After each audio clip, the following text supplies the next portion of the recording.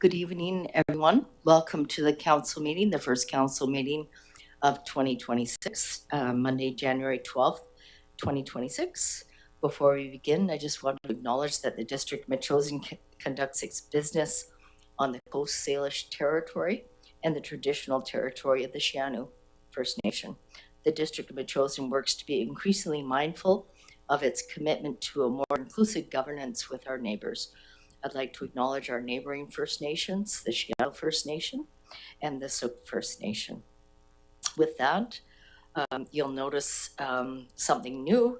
We've gone paperless at the district in regards to the council meetings. So we've all got our tablets here. So we're going to take it a little bit slower. But with this, we're saving hours of time for staff, as well as about 3,000 pieces of paper. So we're saving trees. So we've gone paperless, but it's going to be a little bit clunky tonight. With that, council, we have the agenda before us, as well as supplemental information. Could I have a motion to approve with the supplementals? Mayor Little, I would like to make a motion to amend the agenda. Mm-hmm. And I would make a motion to amend the agenda by removing item 12A. And the reason for that, that 12A deals with the fees bylaw. But I will make an observation that there are 3 of the 4 of us at the table that are part of the Metchosin Pickleball Club. And I believe that there might be the potential of a conflict of interest in that, which I think has to be addressed before we take on the subject. So I would make that motion to remove 12A for the time being. I would second that motion. Okay, that motion is on the table. So go ahead, Councillor Schroeder. Okay. Thank you, Mayor Little. While I believe I can make, an objective assessment of the issue that is contained in 12A, which not only covers fees for a range of service, but also the fees for the gym and the school. Issues around conflict of interest are not entirely in the hands of the individual. They can be taken up by members of the public as well. So I think it would be incumbent upon this council to get clarity with 3 of the 4 of us at the table who are members of the Pickleball Club, where we stand in terms of conflict of interest before we make that motion. What I will say is that if you look at the user of the school, probably the most significant user is the Pickleball Club, and particularly in terms of revenue generation. So this isn't an insignificant issue. Okay, Councillor Dollison.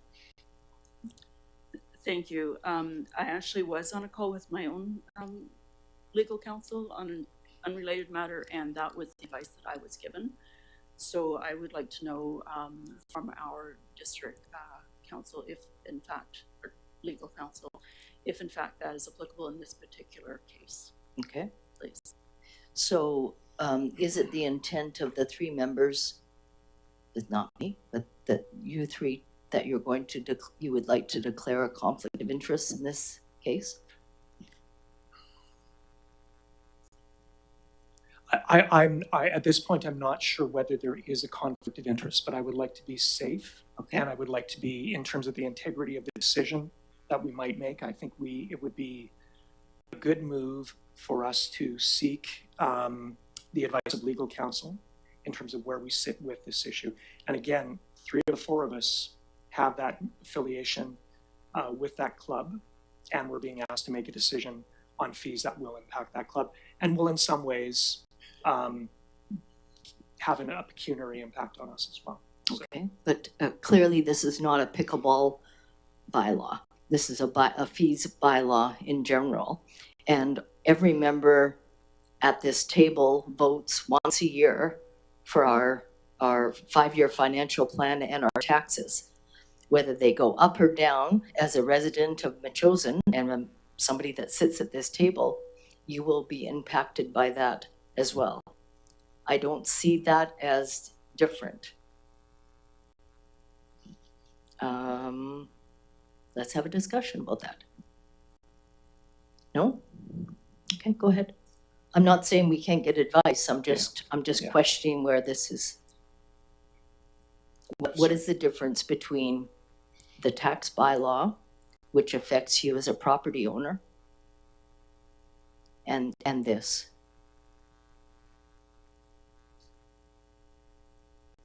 Go ahead. Sorry, go ahead. Yeah, I think for me, the query is the perception. I'd like some clarity on, is there a perception that this could be a conflict of interest?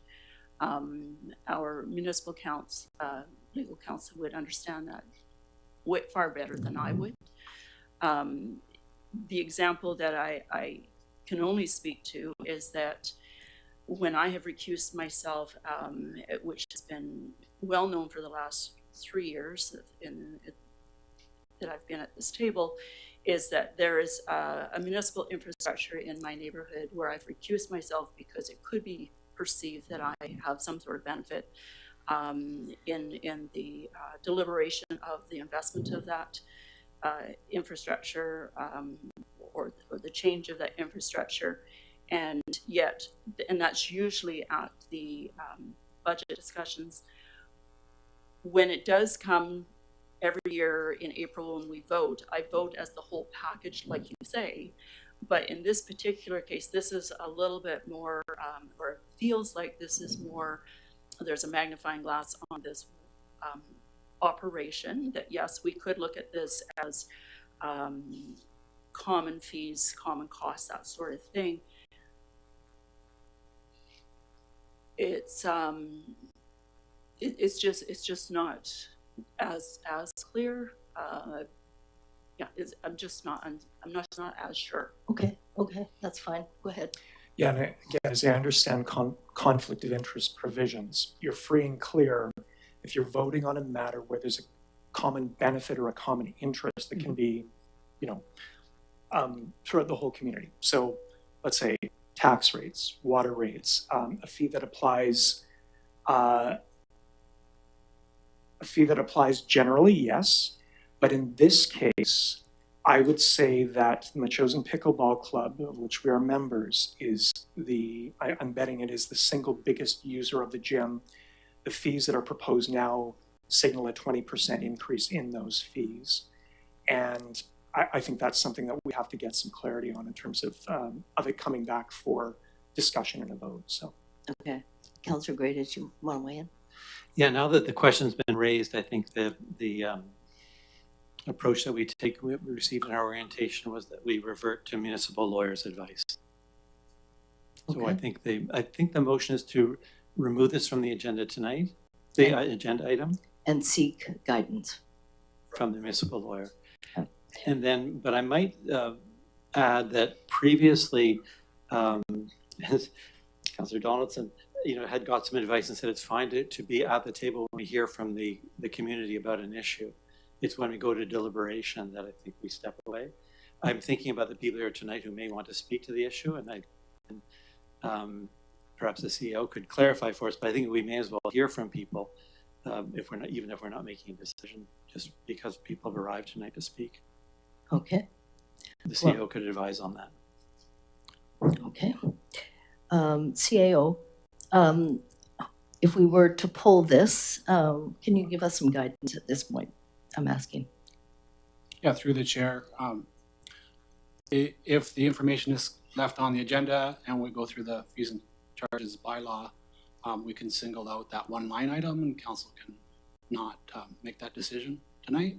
So you can listen to the community ahead of time, and then when we get to that section in the agenda, if council wishes not to make a decision on that one line item, we can take that into account and we can delay it or whatever you wish for more information, legal or not.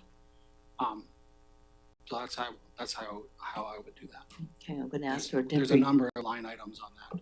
Okay, our deputy corporate officer, Ms. Hanson, can you also weigh in? Through the chair, if the three members council can stay in the room during public participation and hear the views of the public. There's no conflict in sitting. It's when the item comes up. But if council is going to vote on the matter of removing it from the agenda, then it won't come up at all or later in the agenda package. Mayor Little. Councillor Shukin. I believe, I've heard Mr. Pyatt, and respectfully, I think it would be better for us to remove it. I think there's some complexity in segmenting out certain things, especially when staff maybe haven't had a chance to parse it up. Okay, And I think public participation is what it is. We can certainly hear, sure. but yeah, so that would be my suggestion. Okay, so what is on the table? Councillor Shukin has a motion on the table to the effect of removing item 12.A until a further date to seek further guidance. Okay, that was seconded by Councillor Donaldson. Further discussion? If not, I'll call a question. All in favor? Opposed? Great. Okay, so we've adopted the agenda as amended with the removal of 12A.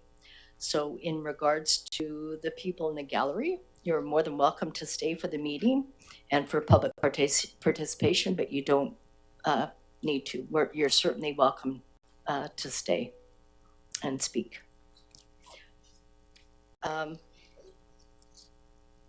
And we don't have any presentations, but we do have time for public participation. We've got 4 minutes per person. If you come to the microphone, if you could introduce yourself and identify your street. There is a timer that we have available that is right on the table here. It will signal yellow when you have 30 seconds left of your 4 minutes. Go ahead. Hi, I'm Carol Voigt, Gemini Drive. I'm here as a Metchosin taxpayer and as part of Metchosin Pickleball Club.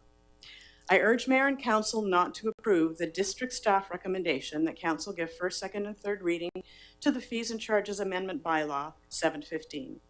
With this proposal, district administration seems to be repeating the unfortunate approach used in arriving at the September 15th, 2025 Council decision to reduce property tax exemptions for Metchosin's nonprofits by about 50%. Once again, district administration has opted to examine just a narrow portion of a broader cost-benefit relationship. No value has been placed on maintaining a self-sufficient, reliable renter. No value has been attributed to the many, many volunteer hours spent to enable hundreds of people to enjoy social recreation in Metchosin. Likewise, zero value has been attributed to the significant administration work and burden absorbed by unpaid MPC volunteers, which should more appropriately be undertaken by district staff. The proposed rate of a 20% increase in hourly rates and a staggering 80% increase in daily rates represent an increase that is between 9 and 36 times the prevailing rate of inflation, which last year was 2.2%. In a sample of 1 week of pickleball bookings, we currently pay the district $925 based upon a combination of hourly and daily rates.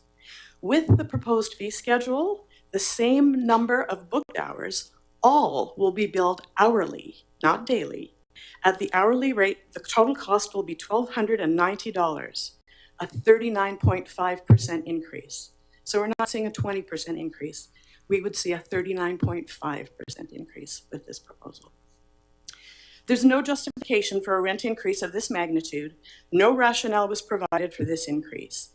And of at least equal concern is that no attempt was made to consult with the adversely affected volunteer organization, which is the gym's main rental client, prior to coming to this recommendation. Since MPC is the main renter of Metchosin Gym, without MPC's booking, the gym could largely sit unused. MPC provided over $32,000 of rental income to the district last year. This is new revenue, and it is more than double the average increased cost to operate the entire school. Increasing rental fees for pickleball players to support the entire school is not equitable and ultimately may result in reduced income for the district rather than increased income due to decreased interest in booking and players taking their business to alternate venues. A large portion of this $32,000 could instead be spent in facilities other than in Metchosin. I appreciate that the district is seeking ways to constrain future property tax increases. However, as with the September 2025 proposal to subject nonprofits to a step change in their increase in annual costs, the latest proposal to increase net district revenues appears short-sighted, penny-wise, and pound-foolish. It is blind to the value that unpaid volunteers contribute to our community. If we truly wish to keep future property tax increases at reasonable levels, our district is looking in the wrong place. Much more meaningful savings for local taxpayers could be realized by re-examining the overly ambitious fire hall replacement project and developing a budget based on actual needs rather than unconstrained aspirations. Thank you. Thank you. Does anybody else wish to speak at the microphone? Myrna Forland on Highmont Drive.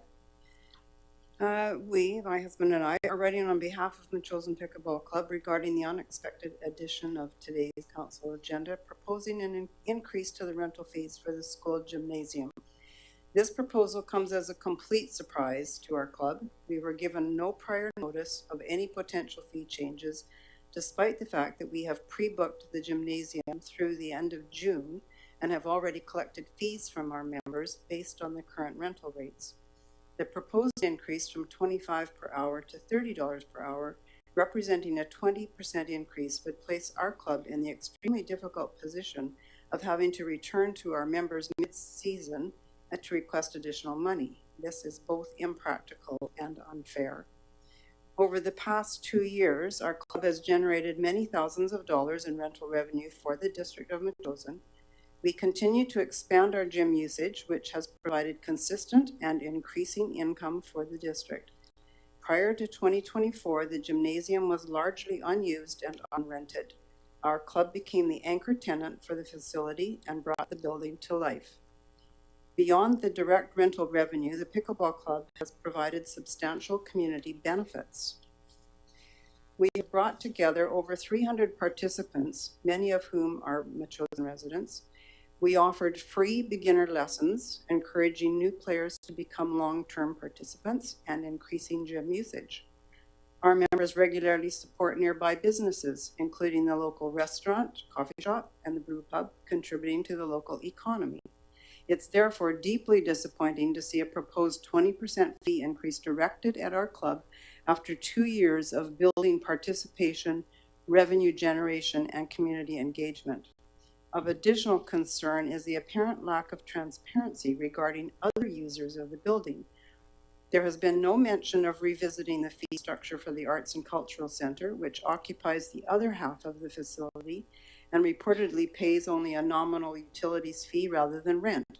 A clear and transparent overview of how all users of the building are treated would be appreciated. This proposed change has the potential to negatively impact our club and the many residents who benefit from it. After 2 successful years as the anchor tenant, we sincerely hope Council will reconsider this motion, or at a minimum defer it, to allow for proper notice, consultation, and a fair, transparent review process. Thank you for your time and consideration, and we remain committed to working collaboratively with the district for the benefit of the Metchosin community. Thank you. Does anybody else wish to speak to the microphone?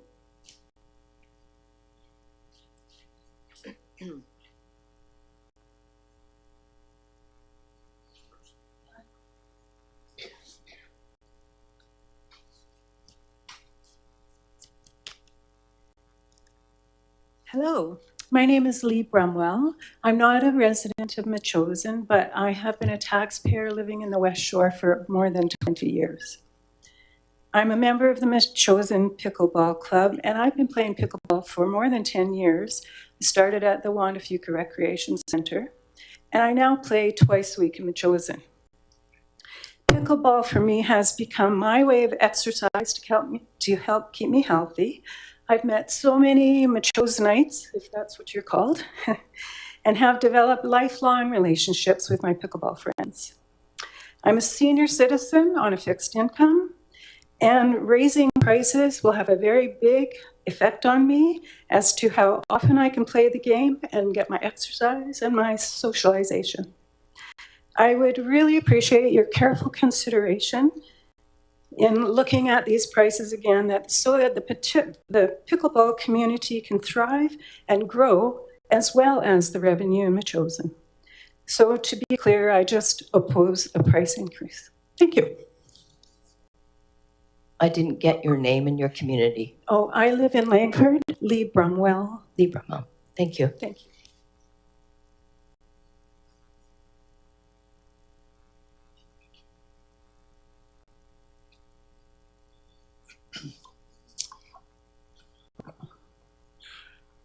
Gary Lamb, Hackmore Drive. I'm not here to speak about pickleball. First thing I would speak about is the fire hall grant application. Under the FOI, I've now had a chance to read through the application, and there's some points that I would raise with council that I'm not sure in the application on these particular points. Number one was that it's a social center, past, present, and future. I'm only aware of 3 or 4 social events that are held at that facility. So again, I question that characterization. The other point is retention of fire personnel. Having talked to several fire personnel, given that they are not permanent positions, a number have indicated that they come to Metchosin for the training so that they can apply to other fire departments for permanent positions. And in one case, an individual conveyed to me that the Fire Institute recommended that Metchosin as the best place to go to get that training.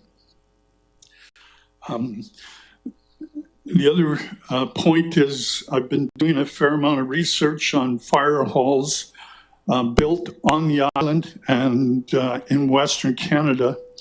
And other than Saanich, the majority of fire halls that have been built over the past number of years, Metchosin is right near the top in terms of costs. So, and again, I will continue to do more research on it, but as to all of the features that the other ones had. The second point is the EV site at the Metchosin Community House. I saw in the package that there's an agreement that's been signed already with the CRD to move that from its present location to beside the cement parking pad that was installed. And I question the logic of that, because the fact is a number of people that don't come on the bus that are transported by other individuals, they park beside that cement pad so that they can get access with a wheelchair to be wheeled in the back of the house. So you're proposing to make that stall next to the cement pad for an EV site in the terms of the agreement, as I read it, nobody can park there. So now you precluded anybody from unloading. So I question where, whether that is the best approach. The third point is that, well, better go quick. Flesh Road Bridge. I've been observing that over the last while, and I think we're at high risk of having that potentially washed out. The basis has been severely eroded. Thank you. Thank you.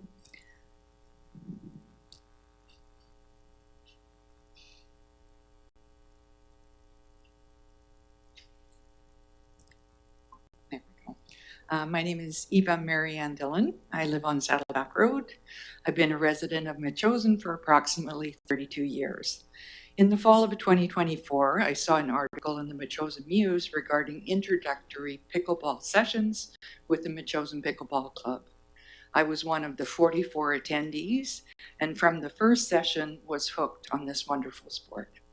Since that time, I've joined regular groups, am hosting 2 groups, and am now playing pickleball 3 times a week. It's not just the game of pickleball that makes it so enjoyable. I've met so many wonderful people in Metchosin, many of whom are seniors like myself, who also enjoy the social aspects of the game. It is a welcoming, fun, and exciting community of individuals, couples, and instructors who have this pickleball bug and love the fact that they can play close to our homes in Metchosin for a reasonable fee. Many of the players are retired, seniors, or on a fixed income, and the ability to play a sport with only a racket, shoes, and pickleballs for a reasonable amount of money makes it a sport that can be enjoyed by all, regardless of age, fitness level, or income.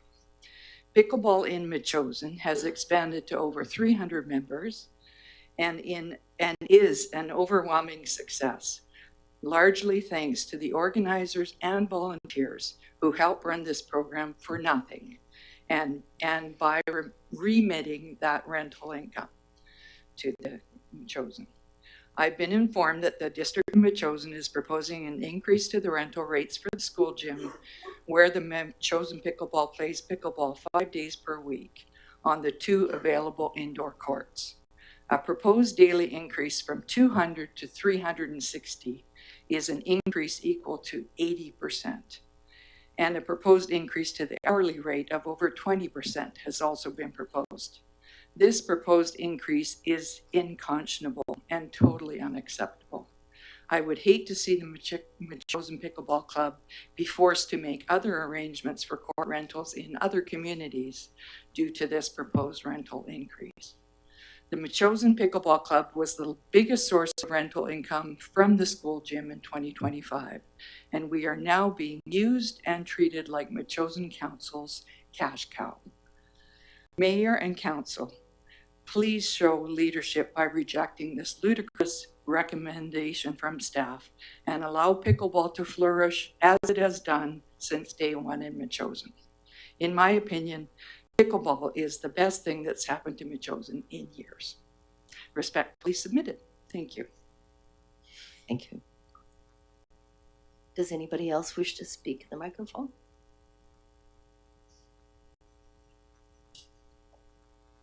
Hello, my name is Teresa Cager. I live on Ambrosia Crescent in Langford and have been a taxpayer in the Western communities for 15 years.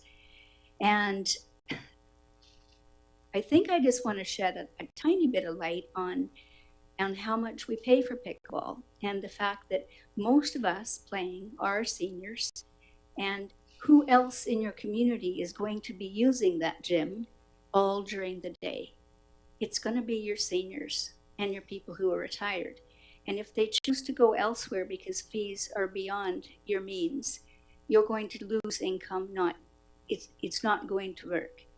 And there are places that we can play that are cheaper. This is still not the cheapest.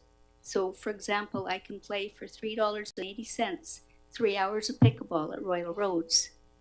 I can play at Juan de Fuca for approximately $6. We pay about $6.50 to $7.50 for 2 hours here, depending on how many people are in our group. So it's already not the cheapest place to play pickleball. So I think, so I'm basically recommending that the fee not be raised because it is only just sustainable for us on set incomes. Thank you.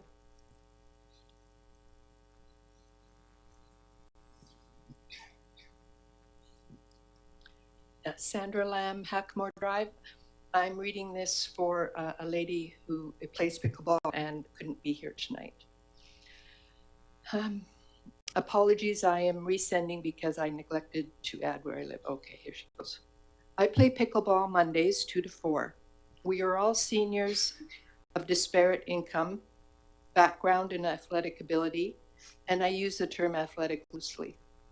Initially, I joined up to my fitness level, but was pleasantly surprised to discover that class gives me so much more. Pickleball is the gift that keeps on giving. I understand over 300 of us now play. As seniors, we use a disproportionate amount of the healthcare budget to treat many lifestyle-related ailments, cancer, diabetes, dementia, and heart disease. Hundreds of studies prove just how essential exercise is to healthy aging. Then there is the social aspect. Loneliness is also a key driver of illness and mental health challenges, documented in dozens of studies. I have lived in the Metchosin area for 6 years and never had the opportunity to make friends like this. Pickleball prevents social isolation. As we've gotten to know one another, sometimes groups go to the Broken Paddle, My Chosen Cafe, or Mao Zero after class, and so the benefits of pickleball extend to economic ones too. We are a boon to the nearby businesses. I can afford my pickleball rental fees, but I know others can't. A few in our group generally struggle to make ends meet. I know they would drop out if faced with a significant fee increase.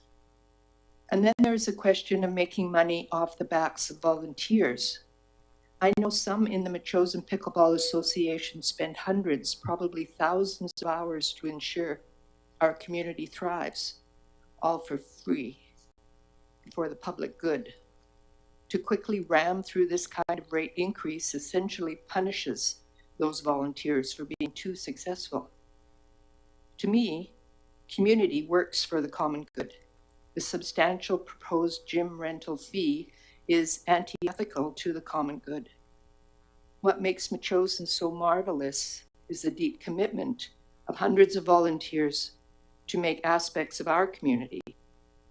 No one employed by the local district made pickleball a roaring success. Volunteers did. I recognize and don't envy those tasked with balancing community budgets. It is unfortunate all the many benefits accrued by the pickleball gym rental, savings to our healthcare budget, a more fit and less isolated population, economic boost to local businesses, can't be captured in single Metchosin budget silo. I urge you to deeply explore the impact of this proposal and deeply explore won't happen if this move is approved tonight. Thank you. Thank you. Sandra, could you give the name of the person that you were reading this for? Maureen Palmer. Maureen Palmer, thank you. Barb Sawatsky, Kavir Road. I wasn't going to speak tonight. I do play pickleball, but over at Metchosin Hall, not at the school. So I'm talking as a neutral person to this. I'm wondering, how much does it cost for your volunteer appreciation garden party in the summertime? Would that, if you cancel that, which isn't very popular anyway and is poorly attended compared to pickleball, could you not offset the cost of raising the pickleball fees for these hundreds of people who attend? I know you cooked 58 hot dogs last year, but if people ate 2 hot dogs, that's not very many people that attend the summer concert. Anyway, my suggestion. Thank you. Anybody else wish to speak at the microphone? Jane Haig, I'm on Circle Drive in Metchosin. I've been a resident of Metchosin for 12 years. I could stand here and talk about the amazing group of people I have met since joining Metchosin Pickleball Club. I could mention the wonderful volunteers who commit hours of their time to make this an accessible and welcoming activity right here in Metchosin. I could point out that an underused community venue has become a vibrant hub of activity to the benefit of many Metchosin residents. But instead, as a Metchosin taxpayer, I'm just going to say thank you to the Machosen Pickleball Club for generating an entirely new source of revenue to the tune of $32,000 in 2025.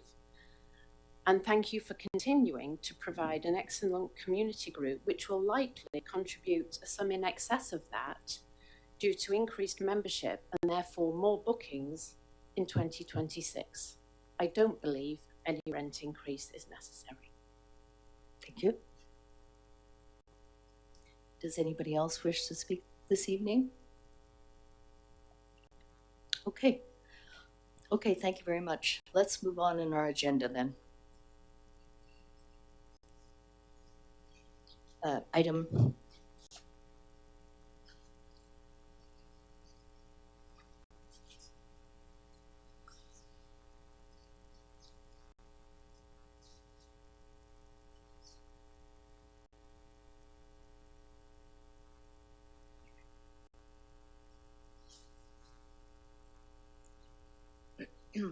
so has everybody got item number 4 on their iPads?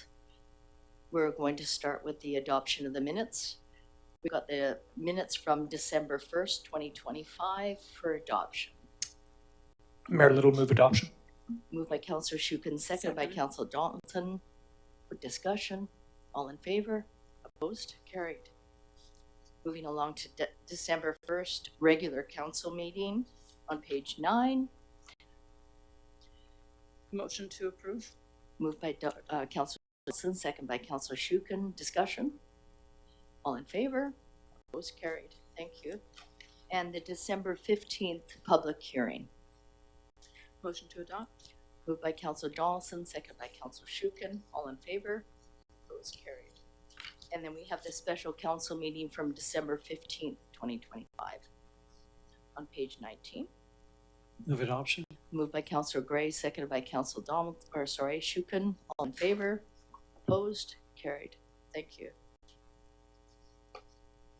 And then we've got receipt of minutes, starting on page 25. Receipt of the minutes from December 19th, Agriculture Advisory Select Committee meeting. Councillor Donaldson.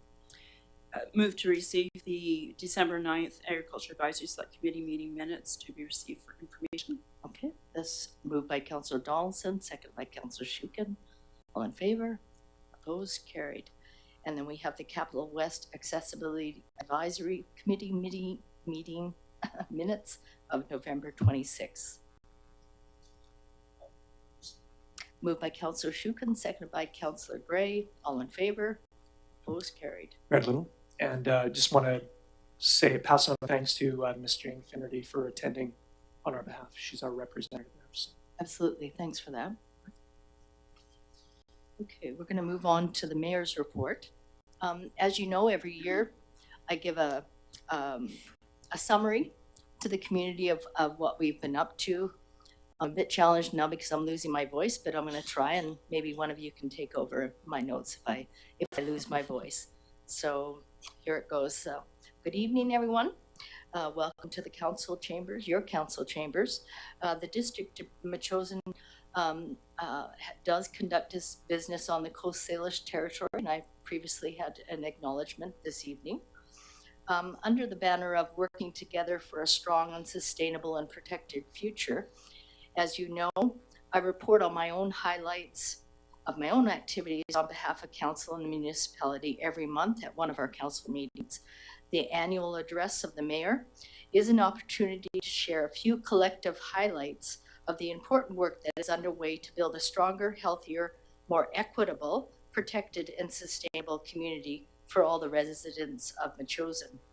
The district's overall accomplishments are always too numerous to include in my remarks, so this is indeed just intended to be a high-level summary. This term, your council has remained focused on our collective priorities.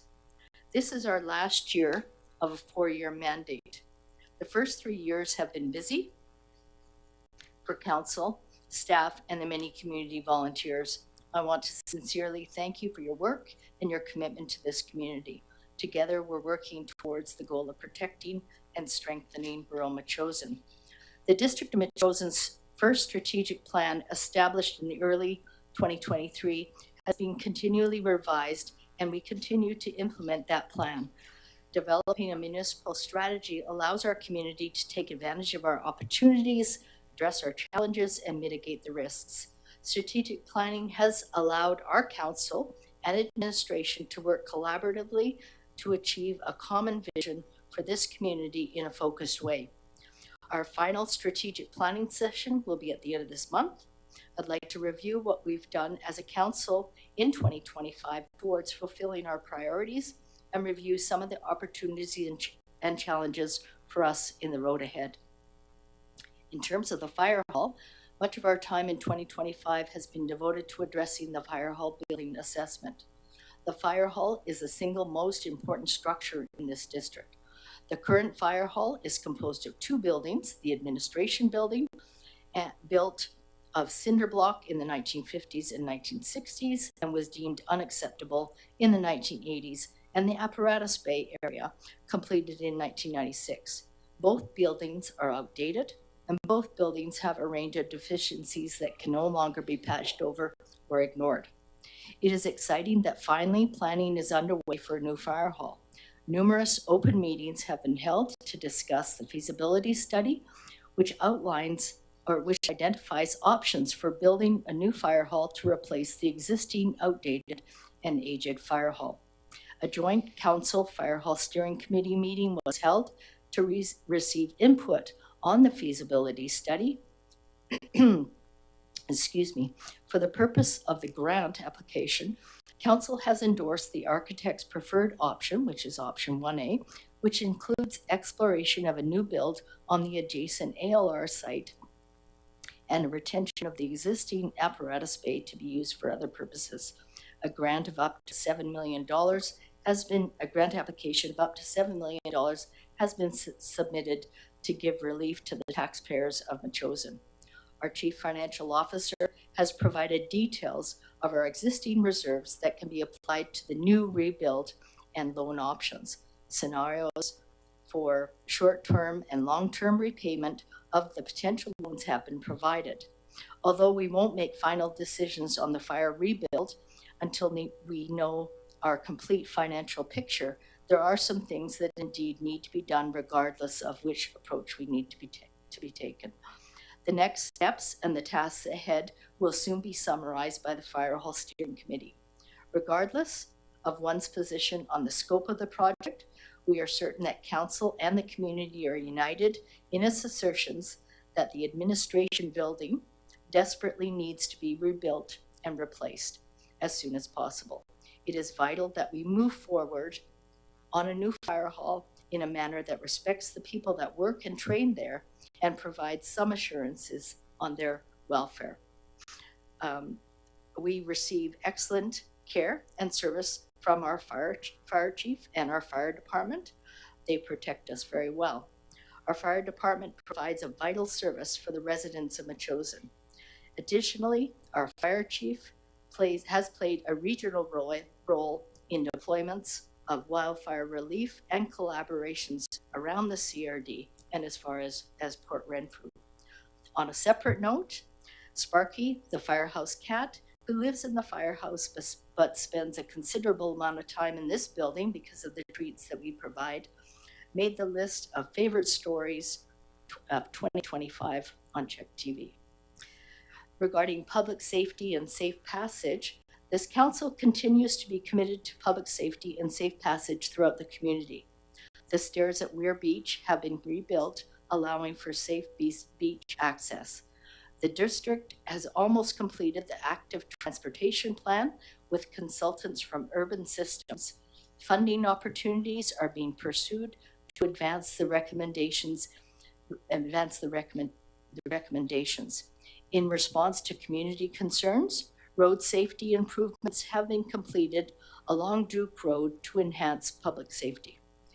Similarly, lighted crossing at the Hans Helgeson School crosswalk was completed this year. Public safety is also a recurring topic in our good conversations and communications with West Shore RCMP. Working with our West Shore partners, we continue to engage the RCMP around issues like major crime and also traffic. In terms of community wellness, we are excited that the new wellness clinic will be established in the heart of the village center at the old school. Registered massage therapists and an acupuncturist will hold regular clinics there. In addition, we have begun to prepare for welcoming 2 nurse practitioners to Metchosin and to the school site who will provide medical care for unattached patients on the West Shore. In terms of access to water, construction of a proposed bulk water station will begin in the spring, and the project aims to support residents who are experiencing challenges to safe water supply. Site options have been reviewed by the JDF Water Commission and by Council. This project remains a priority for Council to improve access to reliable and safe water. In terms of bylaws, as indicated in our strategic plan, we are updating and revising outdated bylaws. Council adopted the following bylaws this year: an amendment to the Advisory Select Committee bylaw, the 2025 5-year financial plan, the 2025 tax rate bylaw, and the bylaw to address housekeeping amendments to the OCP village land use designation. Provincial housing legislation response. The District of Metchosin has responded to the province regarding their plan to increase housing options in BC, which is now a legislated reality.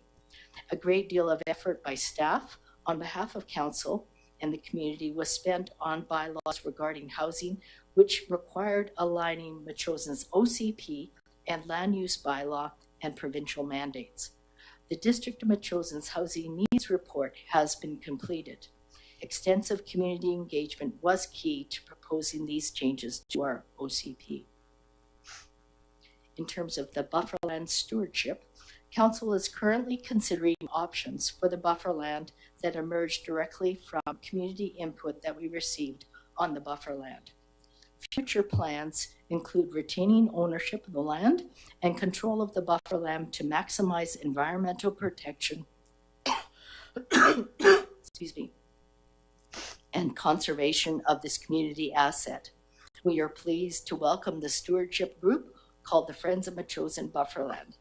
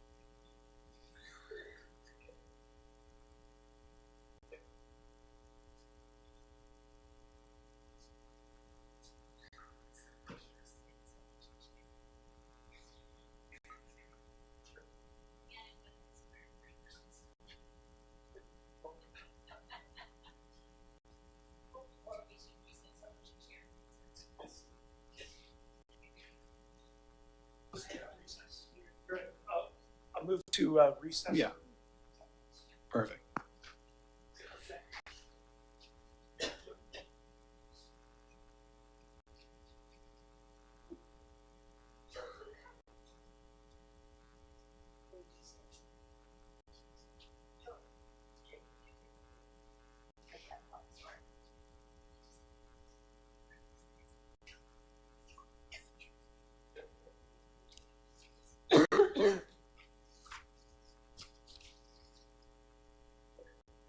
I apologize, I've lost my voice.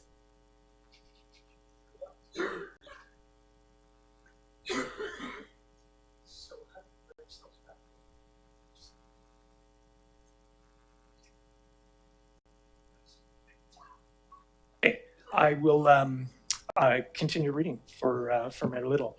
And Mayor Little just finished off with the Bufferland Stewardship Group, Friends of the Bufferland. So Sub-regionally, council continues to forge good relationships with neighboring councils and communities. Once a month, Mayor Little meets with the West Shore mayors to foster communication and open dialogue. For the first time, we have good communications and relationships with our neighboring councils and municipalities.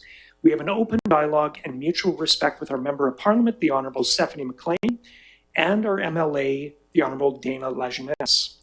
This fall, council and staff had meetings with the Minister of Agriculture, the Honourable Lana Popham, the Minister of Tourism, Arts, Culture and Sport, the Honourable Anne Kang, and the Minister of Public Safety and Solicitor General Nita Kruger, and staff from BC Assessment. Mayor Little recently met with the Minister of Water, Land and Resource Stewardship to express concerns regarding the protection of our aquifers and access to safe and sustainable water within our region. This council is committed to authentic public engagement. Once a month, the community is invited to have tea with the mayor. It is an opportunity to informally meet with the mayor and acting mayor in a group setting. Mayor Little also has an open door policy, and anyone from the community can make an appointment with her to meet. This year, we also held open houses to foster community engagement on plans for a new fire hall, the active transportation plan, the housing changes to the official community plan, and the proposed Parks and Trails master plan. Mayor Little would like to conclude by extending her gratitude to council, our staff, and our many volunteers. Mayor Little wishes to thank the many residents who care for this exceptional community and the spectacular natural environment that is key to Metchosen's identity. We ask that members of council be kind to each other, inside the chamber and outside in the community. The five of us at the table are here because we cherish this community, and we are always looking for the public's input, inspiration, and energy toward protecting and strengthening a resilient and rural Metchosen. Thank you. Okay, thank you very much. Thank you, Councillor Shukin. I'll see if I can get through this evening. If not, I'll hand it over to the acting mayor. Okay. Next up is the business arising. This is number 7 on page, I think it's 35 of your package. And we have recommendations from the Agriculture Advisory Select Committee on the Community Speaking Series. Councillor Donaldson. Thank you. At the December 9th Agriculture Advisory Select Committee, the following recommendation was made for council consideration: that council support the Agriculture Advisory Select Committee hosting a speaker series and workshops to facilitate the implementation of the agricultural plan. The first series to be a speaker on agritourism and take place this winter. There was an article written by our chair in the recent Metchosen News that talks a little bit about that and what agritourism is. We haven't set a date yet. We actually have a meeting this week to discuss that further and what other topics there will be. Some of the other things that have come up at UBCM were things about the change of the threshold for farm status through BC Assessment. That is under review with the Premier's task force. So that's another topic that we could be talking with our local growers about. And this isn't specific to ALR. This is all growers in our municipalities. So that's another situation. Also helping people maintain their agrarian nature of their property and in our municipality. With the amount of information that we gathered and produced in our with our consultant with the agriculture plan, the committee is very excited about working on some of the action items. So we're looking forward to the speakers series, and like I say, we'll be exploring that on Thursday, which is an open meeting for the public. If they wish to come and share some ideas, that would be great. We'd be happy to hear from the community as well. Not just farmers, but this is a proposal that the advisory committee would like to take on this spring, this winter and spring. Do you want to make that motion? I just did. Okay. Yes. That's moved by Councillor Donaldson. Do I have a seconder? Councillor Shukin. More discussion? Councillor Lawson?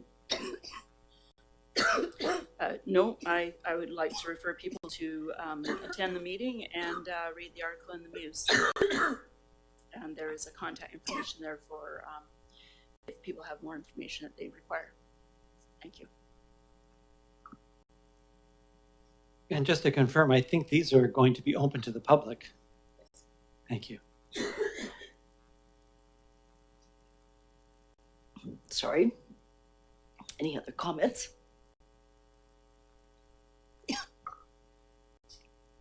Well, just nice to see things moving along with the Agriculture Committee. So I'm going to vote in favor of the motion. I'll call the question. All in favor? Opposed? Carried. Thank you.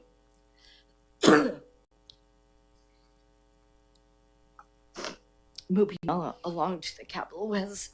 You know what? Mayor Little, I'm going to have to turn this over.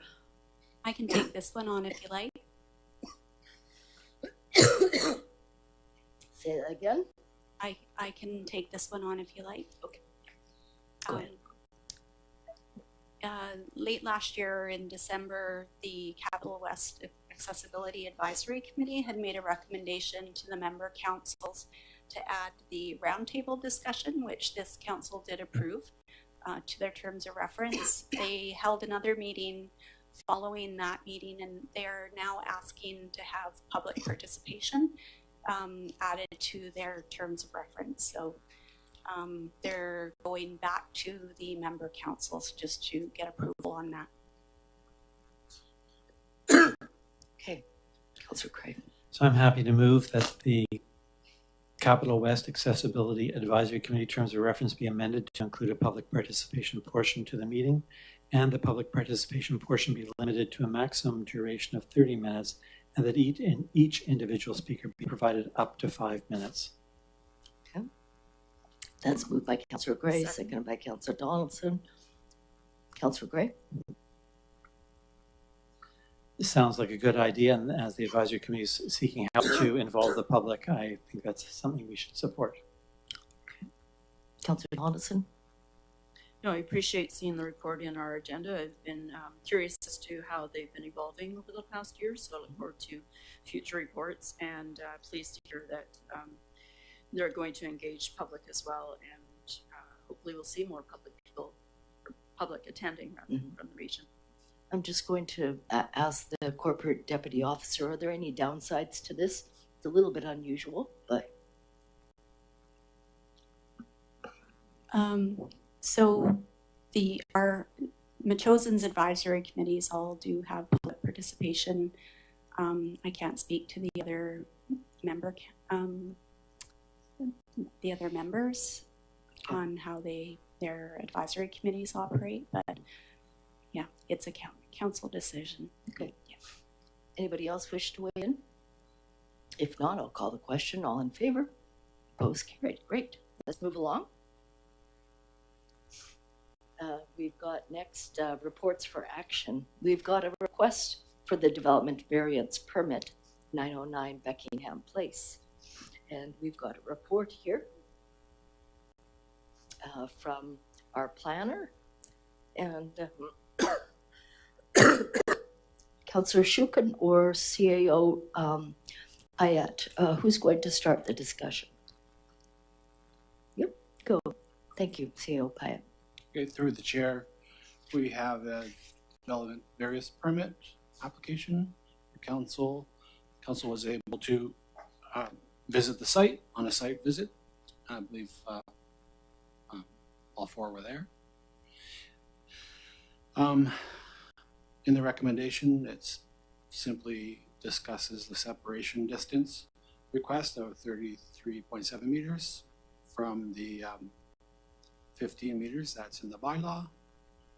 The background information and the discussion is for council and your deliberations. It's comprehensive, and I'll draw your attention to the final paragraph of the discussion. It talks about the precedent-setting decision for the 18 lot subdivision at Beckingham, and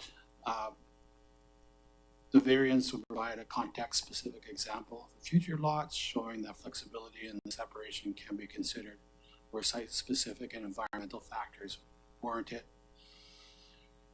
While reduced separation would be desirable from a planning perspective, the proposed configuration represents a reasonable compromise between clustering and environmental protection. And in terms of legal impacts, there were no concerns received in the petition form. So it's up for council's decision for this variance request. Thank you. Okay, thank you. Councillor Shukin. Thank you, Mayor Little. Just pass on thanks to staff and the property owners for allowing us to get on site as quickly as we did. I'm willing to support this. It, as they say, based on the site, the information that we can glean from the site, the position will minimize tree clearing and blasting as well. And the only variance that we're looking at is the actual setback from the house. The one thing I do want to add, 2 points I want to add, is this is not about allowing and opening the door for secondary suites in the Beckingham subdivision. Those are already allowed. This is a variance in terms of the setback itself. One thing is the owners have done the right thing in applying for the variance versus building an accessory building and then putting, a suite up that, like sneaking in a suite. And we already have concerns about those in the district, about suites that are unauthorized right now. So the other thing too I want to mention is we are still going to be under the watchful eye of the province in terms of housing. And with all of that, and especially the environmental matters that the property owners have put forward in terms of site selection, I'm willing to support this. So. Councillor Gray. Yeah, it seems to me that the issues we're typically concerned about have been addressed by the planner in her note to us. The one thing that I think, the one thing that I'm interested in when I look at the recommendation of the planner, issue development variance permit 25-03 as per her recommendation. And I'm not sure if that includes, and someone could help me with this, that the recommendations made by the owners or the applicants, environmental experts, says that implementation of recommended mitigation measures will further protect the environment. In other words, they're recommended by their very own environmental assessment. And so I would like to see that those mitigation measures are part of granting the variance permit. Do we need to make a special amendment to the proposed option, or perhaps through the chair we can ask the CEO, are these mitigation measures included in granting the variance? Councillor Shukin. So the one thing I notice in the agenda package is, so the report has a very simple recommendation, if you will, but if you look in the agenda the agenda package, there's quite an elaborate approval motion, which does say approval in accordance with the recommended environmental protection measures contained in the environmental assessment prepared by Corvidae. So I'm sensing that it's covered. Great. Which attachment is that? That's the motion yeah, in that's the agenda yeah. package. Yeah, Thank the you. agenda. I'll Yeah. just take a minute to review that. I Yeah. apologize. It's up Deputy on the screen as well. Ms. Hanson, go ahead. The recommended option is up on the screen as well. Thanks very much, through the chair, Councillor Shukin. That clarifies it for me. I was looking at the report, which was much skinnier. So I'd be happy to make the motion when you're ready. Okay. Just let me make sure that everybody's read the motion. Yeah. Everybody's clear on the motion? Okay, go ahead. So I move that council approve the development variance permit DVP 2503 for 909 Beckingham Place, legally described as Lot 6, Section 16, Chosen District, Plan EPP 146519, to vary section 23 bracket 10 bracket of Metchosin Land Use Bylaw number 259 to enable a proposed detached secondary suite and a proposed principal dwelling to be constructed with a separation distance of 33.7 meters rather than the maximum 15 meters in accordance with the setbacks as shown on Schedule A survey plan dated August 25, 2025, and in accordance with the recommended environmental protection measures contained in the environmental assessment prepared by Corvidae Environmental Consulting Incorporated, dated November 2025, as set out in Schedule B of the permit. Okay, that's moved by Councillor Gray, seconded by Councillor Shukin. More discussion? Councillor Shukin. I'll just mention as well that this is also contained in the actual DVP itself that will be signed by the corporate officer. And again, the reference to the environmental protection measures in the Corvidae Environmental Consulting Report. So yes, great point. Councillor Gray raises, and I think it's contained there. Okay, So. thank you. Any comments about the site visit, what you saw? Councillor Donaldson. It's always valuable to go and see what something looks like rather than on a piece of paper and a map. There was a lot of thought given as to the placement of the detached dwelling, basically being next to the house, it's just separated, but also similar distance from the driveway. So they're being cognizant of environmental, but also the logistics of where their utilities are coming into the property, using the same well, putting in a cistern, that sort of thing. So thinking ahead for the future with water conservation and keeping the trees, that we had a conversation about that, and the least amount of disruption to the flora and fauna, which is something we value in our community. Councillor Gray. And just with reference to the CEO's comment that we should pay attention to the issue of precedence within the development, I think that's a good thing to be mindful of. And I think what we saw here was a good example, actually, of a real complete review by the proponent and a citing that makes sense vis-a-vis the environmental issues. I think the one area that I was interested in was we seem to be impacting the least amount of land and in a careful way as regards the site itself. And it doesn't seem like there's any opportunity for another driveway, one of our ongoing issues. It's a little closer to the neighbor's property, but I think the trade-off here is worth it, given the reports that we have in hand. And we also heard from the proponent that the neighbor is not at all concerned. And then we see in the notes themselves confirming there's been no negative input from neighbors. So I'm happy to vote in favor. Okay. Any other concerns, comments? Then I'll call the question. All in favor?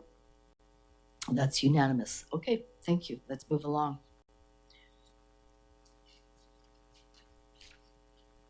Next, we have a report on the City of Langford tax sharing revenue. And there's a recommendation attached. Was this going to be introduced by Mr. Creek? Thank you. Thank you, through the chair. So through our 2026-2030 financial plan budgeting meetings, council has discussed about setting up a new reserve for the Bufferland project, coming out of the tax sharing revenue from the City of Langford. So the district started receiving this tax sharing revenue in 2018 after coming to a boundary adjustment with the City of Langford in respect to Section 92. In 2025, the district received $18,225, and it's totaled over $100,000 so far. When I was looking into this, council actually set up or passed a resolution in 2018 saying that the money from the Langford tax sharing agreement should go towards the general capital reserve due to the recent depletion from the school purchase. So leave it up to council today, so whether you want to make a new resolution to move that money into a separate Bufferland reserve or let it sit and keep going into the general capital reserve. Listed some pros and cons of each option. basically, at the end of the day, the bufferland project is going forward. So whether that money is going to come out of the City of Langford tax revenue that they provide to us, or if it comes out of District of Metchosin property tax revenue, it doesn't really make a difference at the end of the day. But at least coming from the tax sharing revenue, you can show here's how much is going to be allocated rather than just a random number every year. Discussion. Okay, thank you. So in 2025, the agreement generated just over 18,000 in tax revenue for the district. The question is, do we want to put it in a separate reserve? Who wants to discuss this first? Councillor Gray. Sure. I appreciate the poetry in terms of collecting the money and putting it towards the bufferland, but I don't support the idea of moving the money to a new special reserve. As CFO has pointed out, we didn't know about this, I don't think, or some of us didn't. The money is already being put into our general capital reserve through previous council resolution. So I think the cons outweigh the pros in terms of the advice we've received here. In particular, setting up a new bylaw would take staff time, and we have other priority issues at the moment. It reduces our flexibility, and I see no reason to tie our hands particularly. The merits of the expenditures on the bufferlands will win on their own, and I don't think we'll need to weigh it against a number that really, to me, is extraneous. So in future, we'll fund the activities we need in the bufferland based on their merits and their priorities at the time. So while I kind of like the poetry, I don't think it's a great idea to tie the hands of the council in this way, and the money will be available to us one way or the other. So I'd like to make decisions on the bufferland based on what we want to do there, rather than say, oh, we've used up all of our money, or something like that, or the other way around. We can't use the money for something else when we have a higher priority at the time. Okay. That's how I look at it. Thank you. Councillor Shugan. So I'm interested in hearing what all of my colleagues think about this, but my own thoughts. I kind of like the idea of a reserve, but what I might suggest is if we were to decide on proceeding with that, it's like we fix an amount of money at this point, as opposed to all of the tax revenue that would come from the tax sharing agreement, because it is going to go up as the value of that land on the Langford side goes up. So it's possible that this could be worth quite a bit of money in the future. And I don't think that the bufferland should get it all. But to me, again, I'm open, I'm still considering this, but I feel like there are some good reasons for a reserve. So the bufferland is going to require, of all of our parks, the highest level of management of any of our parks. And that is simply because of the population on the one side and the lack of population on the other side.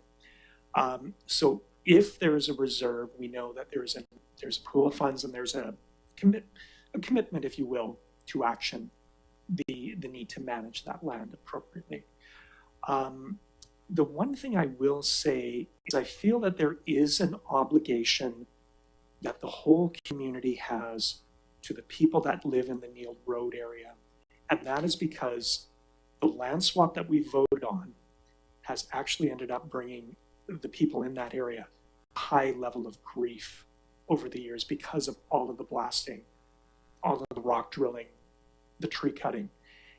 And I believe that there is an obligation that we have. And for that, we, of course, in time, we were going to get Section 95 and 28 and 25. And those two parcels, 28 and 25, are quite far away from the Neil Road area. So they've taken one on the chin for the community. And again, like I say, there will be significant needs over time, fencing, signage, additional support for invasives, etc. The ongoing reserve speaks to an ongoing commitment and a fund that we can tap into, and not kind of just, the political wiles of the day. So whether we get funds or not to manage that. So I think there's something to be said for our reserve, notwithstanding what Councillor Gray is saying about staff time and all that, and putting the bylaw together. So thank you. Okay. Councillor Shukin, or sorry, Donaldson. Thank you. Councillor Shukin actually commented on several of the things. As a person who only lives a quarter kilometer away, I can attest to what those neighbors that live much closer at the back door of 6 days a week, 7 a.m. to 7 p.m. many of those days of rock grinding, blasting, noise pollution, the displacement of wildlife has been incredible. Clear cut of trees and underbrush and whatnot, and how that may affect us in the future. So there are some concerns, and we've discussed that at great length as to what that might look like. We don't know. We need things like monitoring stations and water quality, that sort of thing. We did replace the initial gate going in that is for our staff, fire emergency and that sort of stuff, to be able to go in. So there may be some costs that will come up. We have numerous work parties that we've been doing, and there'll be more of those, I suspect, with the stewards, as well as the Bufferland Working Group talked about a number of different things, a lot of considerations of what this land could be used for, as far as education with ecosystems and biodiversity, and a lot to learn from the nature of this 113 acres. The neighbors, the neighbors have taken on a great deal after the decision of the land swap. I know people who did vote in favor of this are benefiting from the nice quiet and tranquility of the other two sections that were part of the land swap.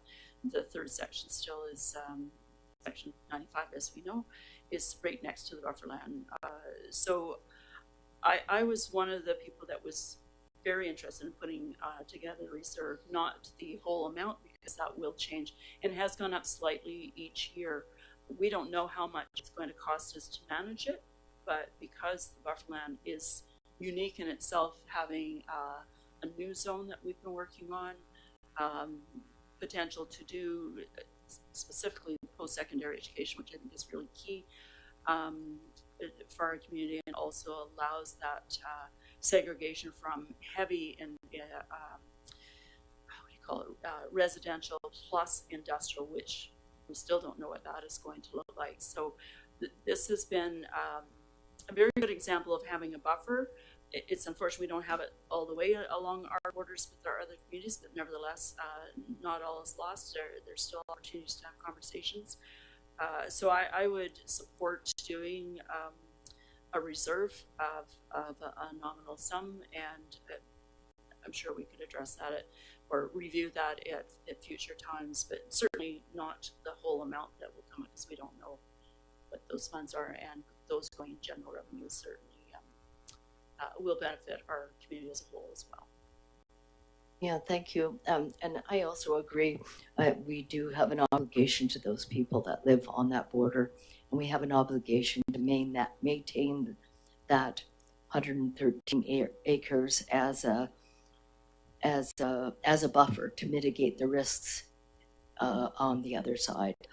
And I'm not sure about using the whole, as has been mentioned at this table already. I wanted to ask a question of our CFO. Mr. Creek, if we were to have funds within this bufferland reserve, can money be taken out of it for other purposes, or is it locked in only for the bufferland? Through the chair. No, council could pass a resolution to pull money out of that reserve. It's not set. So. Okay. Thank you. So that doesn't seem to be a problem. But it does signal that this is a priority, that this is a priority. It doesn't mean that the money will be spent willy-nilly. It will certainly be decisions of this table how the money will be spent. But there may be some other projects in that area that might warrant some infrastructure as a result of what is going on on the other side of the border. So that's why I would not want all of the money to be spent on the buffer lands. So Mr. Creek, can we say like an amount? And what would you suggest? Like 50% or 40%, 30%? I don't know how much this is going to increase. Can you give us some guidance, since three of us anyways have said that they'd be in favor of this, but not the full amount? Through the chair. That really depends on kind of the projects that you want to be pulling off with it. Right, like if you said 50% right now, you get $9,000. Put it in there for the 2025 amount that we received, and then 50% might be $9,500 next year, or $10,000, and then I think over the next decade, that number is going to be escalating quite a bit as they put actual businesses, light industrial, whatever it goes into that development. So you could be seeing well into 10, 20, 30, 40,000 showing up in there at 50%. So if you wanted to set a dollar figure and say we want at least $15,000 a year or 50%, whichever one is higher, we'll take that, or lower. Okay, thank you. Councillor Gray. Well, I was interested what people would say in terms of, counter argument, or what's the argument here. Having an obligation to people on Neil Road doesn't change anything. Putting money in reserve doesn't mean you've changed any commitment to anybody. Of course we have to take care of that piece of property, and of course we have to do the work there. I don't see how that connects. If that's the argument, I don't see how that connects to amount of money. And then we're asking the CFO, who naturally says, I don't know, because we don't have a plan at the moment. So maybe this is something, if council wants to consider, that we should wait and hear what kind of costs might incur and then make the decision at that point in time. I just don't see a rationale to restrict the funds like that. And I see a previous commitment made to put the money to build up our general capital reserve in respect to the school site purchase. So what's wrong with that? Okay. Councillor Shukin. In terms of amount, again, I still am in favor of establishing a reserve. My own suggestion would be to set an amount of $15,000, and it seems reasonable. It has the potential to leave other amounts in the future to go toward the school or to general capital as well. And again, I'd be that doesn't limit us from tapping into other budget amounts should there be a project. But given the volunteer power that we're engendering or working at, 15,000 strikes me as a decent amount to at least begin to consider. So, Councillor Donaldson. I would agree with that, and as you've said, Mayor Little, infrastructure, we do know that there's a culvert that is compromised already. Very, very old. That would be one of the things we might want to consider.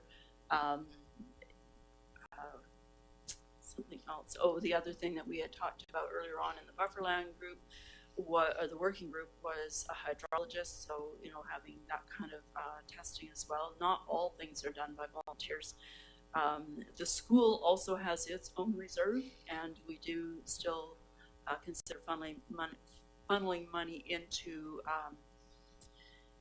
that, as well as it is starting to make some revenue, and at some point in time, I'm hopeful that it will be more on its own, and we won't have to subsidize it as the taxpayers are right now.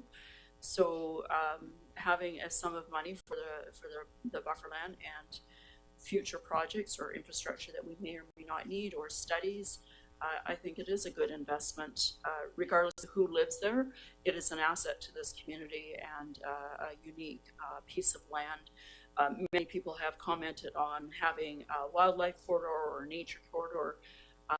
It does still exist. It's just that it has been altered on the neighbor side, and so we can continue building with what we have.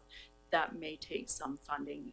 We don't know what that funding looks like at this point, but these are some of the recommendations, or based on some of the recommendations that came out of the working group. And I do not wish to dismiss the amount of time and energy that went into that group, and great dedication and research taking.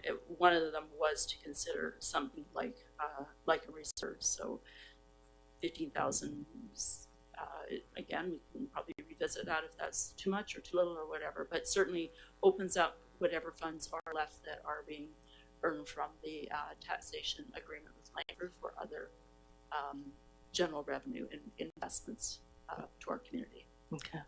And in response, before you speak again, Councillor Gray, in response to Councillor Gray's comment, I think setting up a reserve does signal that it is a priority. Like our other reserves, I think it does signal that this is our priority. Practically, as has been noted in the report, if we proceed with any of the projects on the bufferland, the money has to come from somewhere. So it would come from general revenue, I presume. So I am in favor. I can't see any downfalls because money can be withdrawn from it by a resolution of council, if that is the will of the council of the day. Councillor Gray. Sure. I just, from my perspective, it's window dressing, or you might call it performative. We have huge obligations with the roads, the school, the fire hall. $15,000 in a reserve doesn't make a huge amount of difference. And it just requires a bylaw, and then it requires resolutions to take it out if we need it for something, and it's just more work for little reason. It seems to me, as I said earlier, priorities and money spending, these are good rationale to do things in the bufferland, but that rationale needs to stand up and against other priorities at the time. Mm-hmm. And so I think we're all committed to the bufferland care because we decided that we're going to own it. So we have obligations that go with that, but I don't see setting up reserve, as the note sort of lays out, really, there's no grand reason to do this particularly. Okay. Councillor Shukin. Mayor Little, I would move that council direct staff to bring forward a bylaw to establish a reserve fund for the ongoing maintenance and ecological stewardship of the bufferland. So moved. Are you going to put in a certain amount into that? Sure. The amount. The amount is to be drawn from the tax sharing agreement with Langford Road, emanating from the reconciliation agreement. I think it is. Oh, sorry. Yeah, for sure. Yeah, but I think I'm amending it a little bit, and that the amount be in the order of $15,000. Okay. That's moved by Councillor Shukin, seconded by Councillor Donaldson. CFO Creek, does that sound fine? Through the chair. Do you want to do it for the 2025 year, or you just want to start in 2026? 2025. Okay. Mover and seconder, do you want to speak? No? No. Councillor Gray. And just to clarify, in terms of the motion, it would read $15,000 annually. Thank you. Yeah. Just one little point of color here. I had a conversation with a resident last year who was pointing out. Mayor Little, sorry, there hasn't been a seconder. Yes. That was moved by Councillor Shukin, seconded by Councillor Donaldson. Go ahead. Okay, and just again, point of color and why I'm supporting this. The resident was asking me, what are we doing in terms of responding to the significant growth that we're seeing on the Langford side and the Colwood side? Mm-hmm. And at that point, I wasn't able to point to direct action on the bufferland because we were still in consideration. But this is one of the things that we are doing in terms of managing the impacts from significant population growth. Mm-hmm. So again, for that reason, I think the reserve is of value for a number of reasons. So, okay. Anyone else? Councillor Donaldson. Just want to say we actually have a work party planned and arranged, scheduled for Saturday. It's at 10 till 12. So anybody wants to come out and volunteer for that, it's a very ambitious group, and we have a lot of fun, rain or shine. Okay. And on the motion, is there any other comments? I'll call the question. All in favor? Those opposed? Councillor Gray opposed. Okay, thank you. Good discussion. Moving along to, what are we at? 8C. This is the amendment agreement, number 1, CRD Public Electric Vehicle Charging Stations. We have a report here and a recommendation. The report is, I'm just loading the documents here. Okay, got it. This is a report from Mr. Pyatt. Go ahead, Mr. Pyatt. Okay, thanks through the chair. Not to simplify the request, but basically they, as a member of the public talked about earlier, relocating the exact location of where the plug-in would be over a couple of stalls, in essence to ensure that the installation goes smoothly and that the conduit for the electricity is smooth and more efficient. We can work out parking details with Machosen House as requested there so that they can unload their participants in a safe manner. I don't see any problem there. I'm sure we can figure some parking and unloading requirements. This is the lease agreement that we're just amending to change the location so that it's technically done properly. Thanks. Okay, thank you. Any comments by council? Oh, Councillor Gray. Yeah, I'm very pleased to see this having moved along. As everyone knows, it started at the beginning of our council, and it'll be a nice one for the annual report next year, I guess. So good news. But I do share the concerns that we heard from Gary Lamb earlier in public participation, and Gary's involved in the community house quite a bit. And I see the issue if the parking, or if the spot for the EV charger is right next to the cement that we put down for people to move, to have good access, we're kind of messing that up. So, and I just heard the CEO, but it's not so much where, it's sort of moving the parking over so there's at least room for a car to come in next to the non-electric vehicle coming next to the pad so that person can unload onto the pad would be a good idea. That's a little bit different because once we sign this, then it's done. How do we meet that concern? Okay, Councillor Schubert. And I would echo that as well. I think it would be really important, it sounds like, to have a discussion with the House and understand what the placement would mean in terms of access to the pad or parking needs or and whatnot. So I wonder if we might have that discussion and bring this back in time. I would rather deal with it this evening. Don't forget that the pad is not going to be used 24 hours a day, that the bus comes and the bus goes, and that the parking stalls are not going to be on the cement pad that was meant for the accessibility bus. I guess what the concern is that people pull up to the side of the cement pad and then unload. But that they're not going to be there all the time. I think I can't see that space is going to be occupied 100% of the time. They may have to wait a minute, but go ahead, Councillor. I think the issue might be that the electric vehicle might be parked there for quite a long time. So it gets parked for 3 hours or something, and then it just uses up that space. But rather than the person driving up quickly and letting somebody off, it's more the other way around.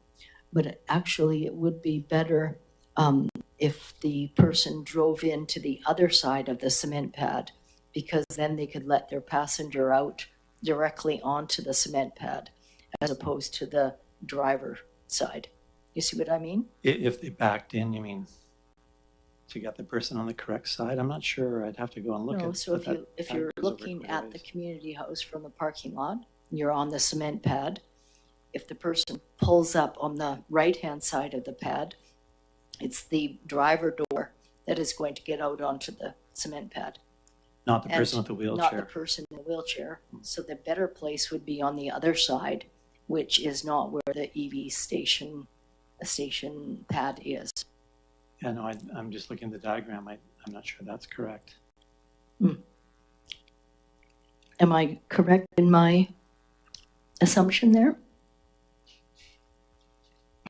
I'm not really sure. There's two sides where you can park beside the cement pad. Like, there's room to unload people on two sides. In fact, you can even park on the cement pad. So I'm sure we can figure out this parking issue. Yeah, I'm sure we can figure this out. I'm sure that the CAO can have conversations with the community house over this. Yep. Mayor Little, I have to confess I'm a little reluctant to make a decision without knowing that the folks at the community house have been just like consulted, and we hear that on a regular basis. I would like to hold off if we could, and because it does seem like we're imposing. It's the district's building for sure, but it's under the care and management of the community association. And I feel like we're kind of just imposing something on them without having like understanding if they've really had full input on this. So that's my sense right now. Okay, so if we bring this back, we decide not to do it, where does that leave us? Mayor Little, can I Go ahead. just add that the CRD were ready or prepared to start within the next couple of weeks with the install. So the next, if we brought it back, the next council meeting that it would come to would be February. So it's going to delay the project. Perhaps we could amend the motion to include, based on consultation of staff with the community house board as to the appropriate placement, so this contract can actually be taken care of with CRD in the next few weeks. Well, that the CRD has already identified that would be the best place.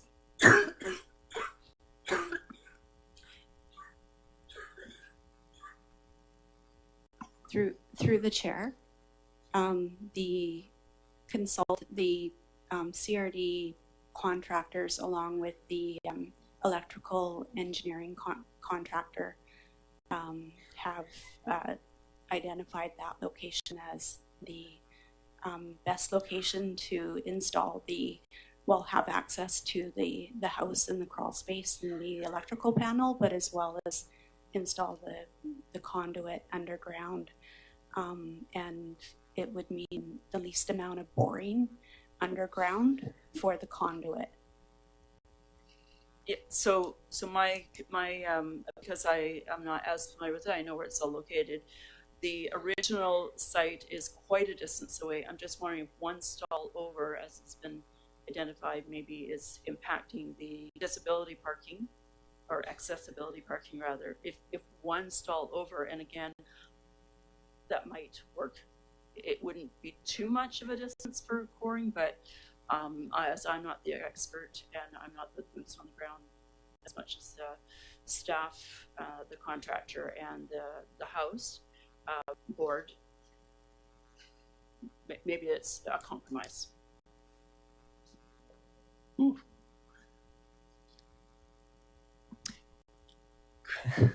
Question for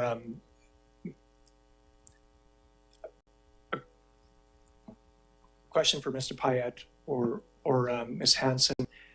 Could we amend the motion so that we say pending discussions with the Metchosin Community Association, the council approve the amendment agreement?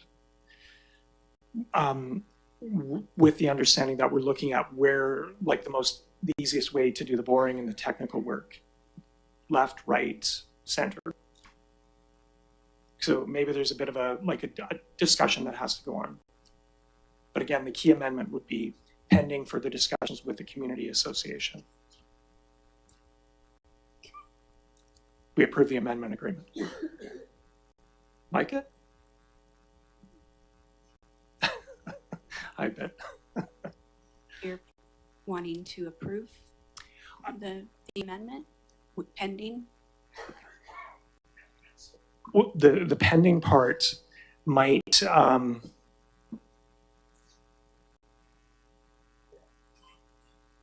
well, the pending part might be a matter of to the left of the pad, to the right of the pad. No, it doesn't work over here.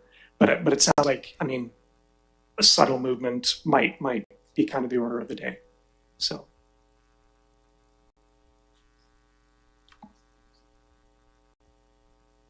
Okay. Again, without knowing that the community house has been discussed, and again, we put our trust in the association to run the house, and yeah, I think it would be good to have that. Sorry, I know we want to move on this, and yeah, so, good. You okay? I'm going to take over. Are you gonna make a motion to postpone to the next upcoming Yeah, meeting? I would move that we postpone this until further discussion with the community, my chosen community association. I will second that. Okay, all in favor? Okay, I've lost my voice, so could the acting mayor take over the chair? Thank you. Sorry. Sure, okay, so we'll move on to 8D. On page 125, this is a report from the West Shore Parks and Recreation. The CAO Grant Brown has a request for us to appoint a representative to the board. The motion reads that council appoint Mayor Little as the district representative for the West Shore Parks and Recreation meetings and annual general meeting, not the board, for 2026. I'll second that if you made the motion. So that is the motion. Okay. So motion by myself, Councillor Donaldson, and seconded by Councillor Shukin. Discussion, Councillor Gray. I just had a question. You're the liaison, Councillor Donaldson, to the West Shore Parks and Rec. Right. Why do we change the representative for the AGM? I don't No. have a full answer for that, but it's the mayor who actually represents us at the West Shore annual general meeting, not the board. I'm the appointed council liaison at the board. So you'll be at the meeting as well? I will be at the meetings. We usually have a meeting after the AGM. Yes. I mean, I'm happy to make the appointment as recommended. I just was curious when you would know. We do this every year. Yes, I recall. Yes. Okay, thanks. Mayor Little. Yeah, so it's not a change. It's what we've been doing. Correct.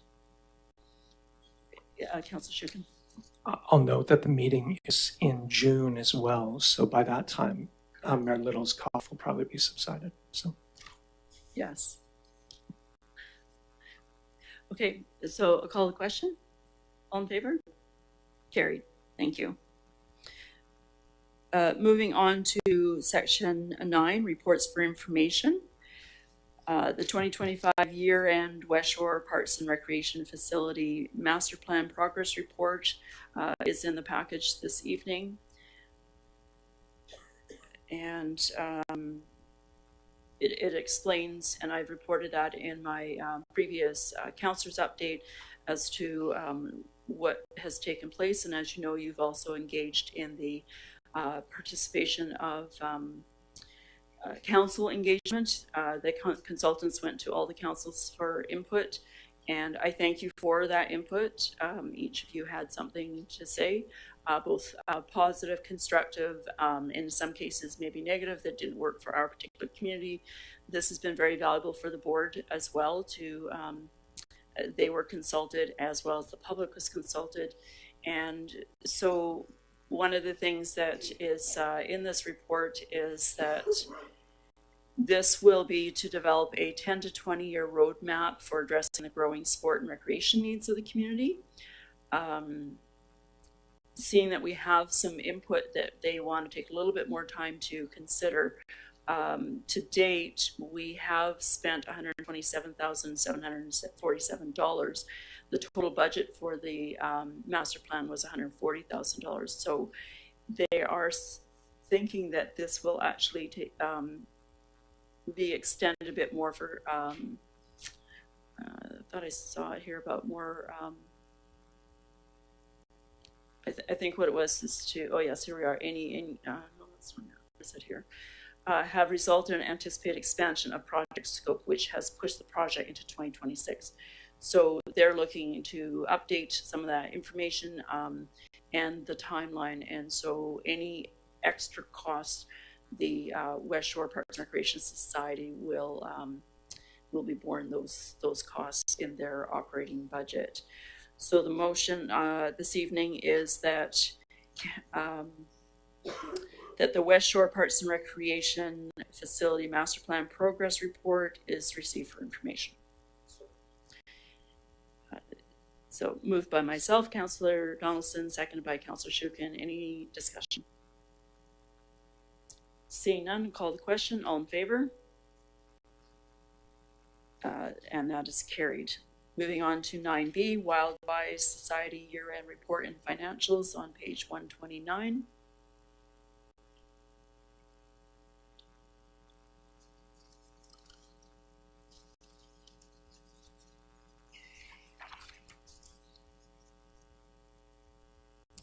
The motion on the table here is based on their financial statement, which is in our package. Very comprehensive, all the things that they've been doing to spread good educational information across the region and up and down the island on all things related to anywhere from bear attractants, cohabitating with wildlife in our neighborhoods, and how we mitigate conflicts. The motion suggested is that the Wildwise Society year-end report and financials be received for information. Moved by myself, seconded by Councillor Shukin. Any discussion? Just a quick comment. Big thanks to Wildwise for passing this on, and they do great work.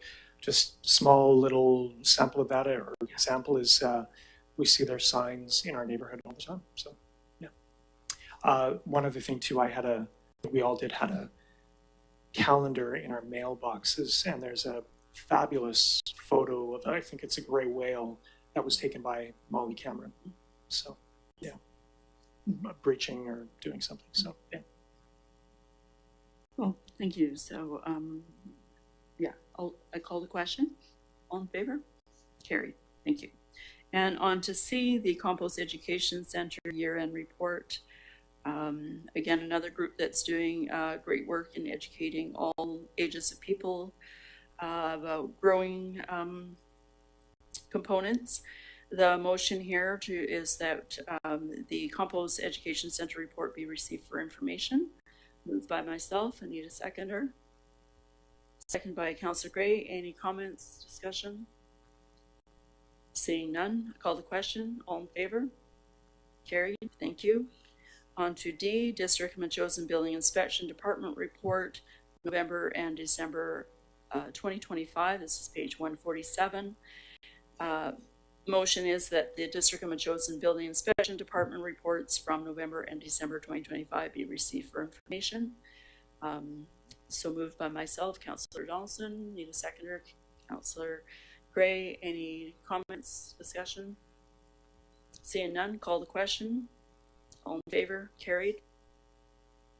On to E, District of Metchosin Public Communication Report Statistics, November and December 2025. On page 151, that the District of Metchosin Public Communication Report Statistics for November and December 2025 be received for information. I need a seconder. Seconded by Councillor Shukin. Any discussion or comments? Seeing none, I call the question. All in favor? Carried. Thank you. Moving on to section 10, correspondence for action, page 155. We have a letter from Andy McKinnon regarding the Metchosin Biodiversity Project Talk and Walk series, request to use council chambers for 2026 series. This is on page 155.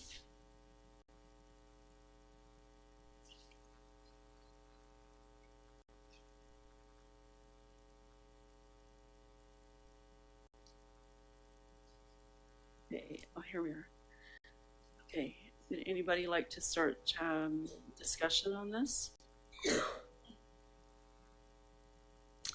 Councillor Shukin?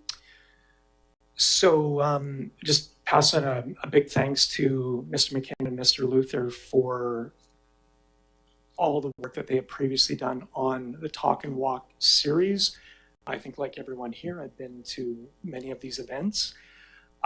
With regard to the request to use council chambers, my own perspective on this is that if there was no other alternative other than the council chambers, I would be very supportive. But there are alternatives.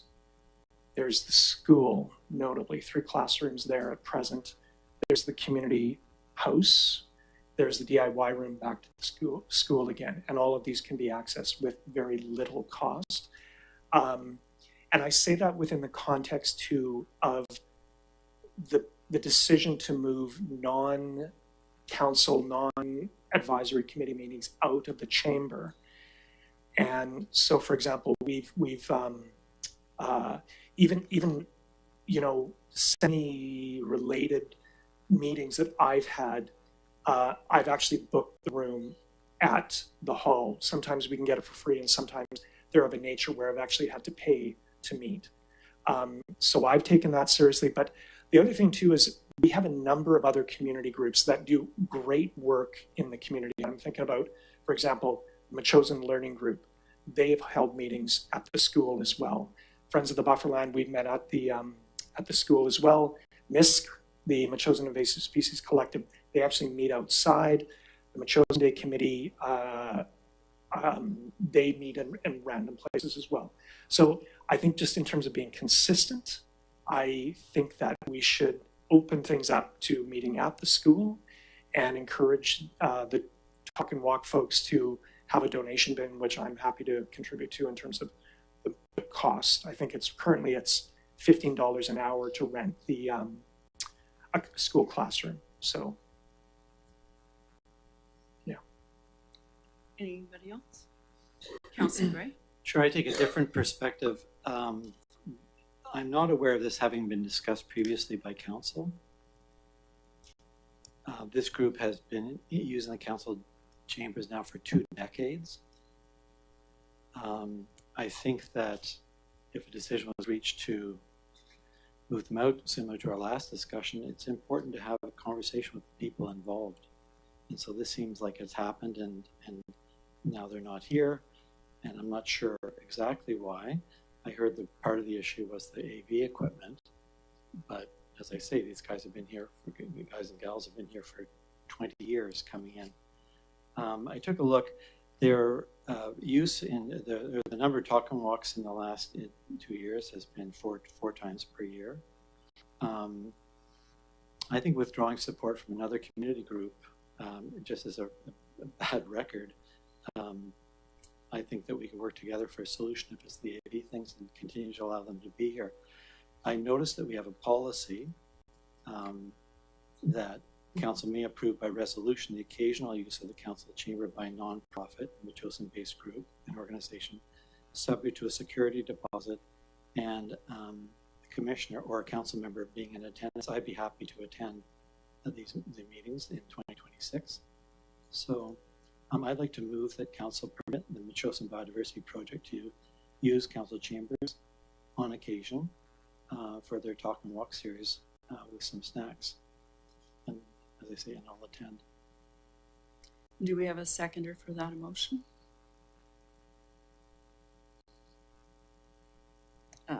See no seconder, so the motion will fail.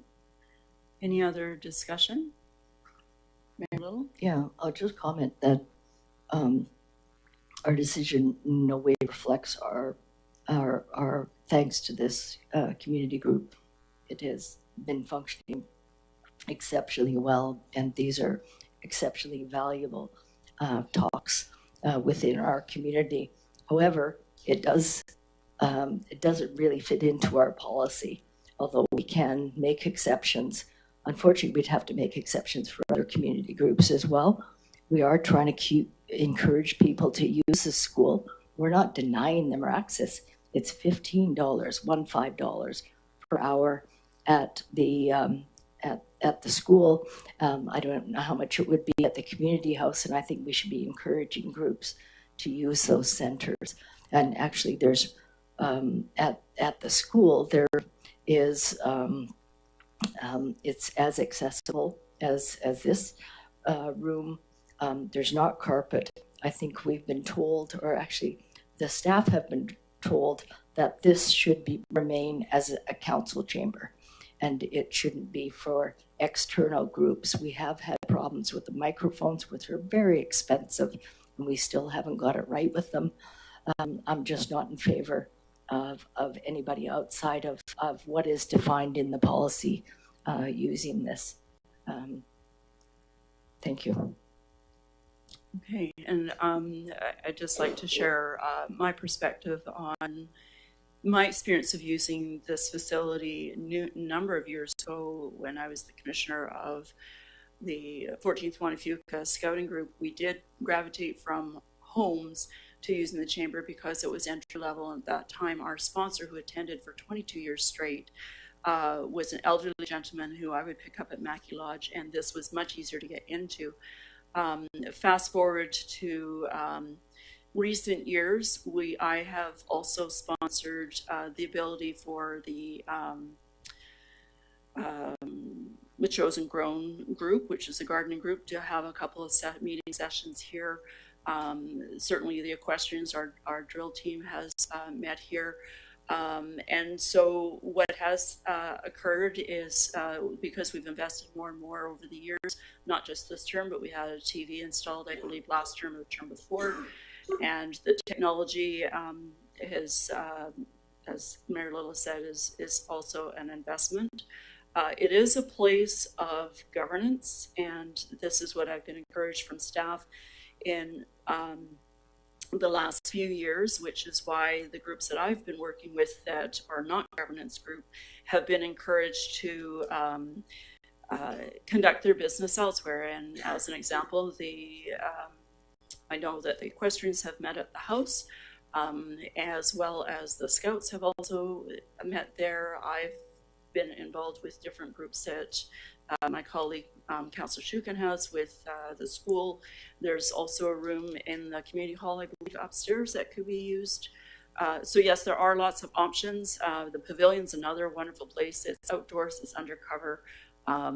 Those sorts of places are all available. So to maintain, we have not discussed this, I don't believe formally, as Councillor Gray has stated at on the council table here. But so here we are, we're faced with this, and I think it's encouraging that the Talk and Walk is coming back. I've missed hearing about the ability to learn more about the environments around us and the great work that this group has done, and the fact they want to keep doing it is fantastic. So I would like to, do we have a motion here? We don't have a motion, so it's just a correspondence for action based on the policy and the request. So I would like to, for us to encourage the group to keep going and provide alternatives. Councillor Gray. Yeah, thank you. And just through the chair, I wanted to ask Mayor Little, how is this not? How would it not be consistent with the policy A100 or -30, which we have before us, to have the Talk and Walks here in the council chambers on an occasional basis with a councillor in attendance? So the policy in item number 2 specifically permits it for a certain amount of groups or certain number of groups. This group does not fit into categories A to E, and so it doesn't fit the policy. What I'm saying is, and we can make it available for special organizations, but then we'd have to make it available for others as well. So then we might as well change the policy. It doesn't meet the policy in 2A to E.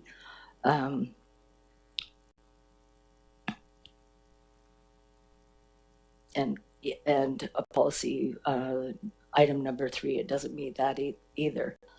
It does say that we can approve by resolution the occasional use. Yeah, it does say that, but it is designed for those listed in 2A to E. Thanks for clarifying. It's completely consistent with the policy that the group come and meet here, but we're choosing to do something different. I just want to say this is one more volunteer nonprofit group that we didn't consult before we made a change. They've been 2 decades using the room with no issues. It's surprising to me that we go in a different direction tonight. Thank you. Chair, actually, there is correspondence back and forth between Andy McKinnon and the CAO, so they were consulted. This is a letter from Andy. So you mean we asked them whether or not they were okay to be leaving the room and had correspondence asking them the question or consulting with them over the question? Or did we tell them they were no longer welcome here? We haven't told them that yet, but this is a decision of this table.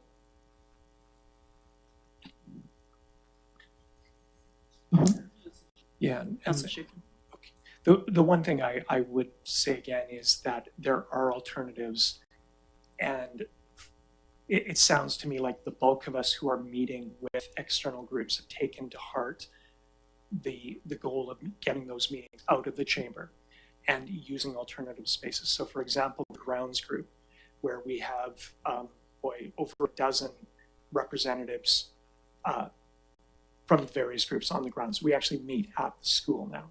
Again, we're not an advisory committee, we're not council, so we take the onus to meet off-site as well. So the classrooms are really good. The AV is easy to set up. I was at a meeting of the Metchosin Learning Group just at the close of the year.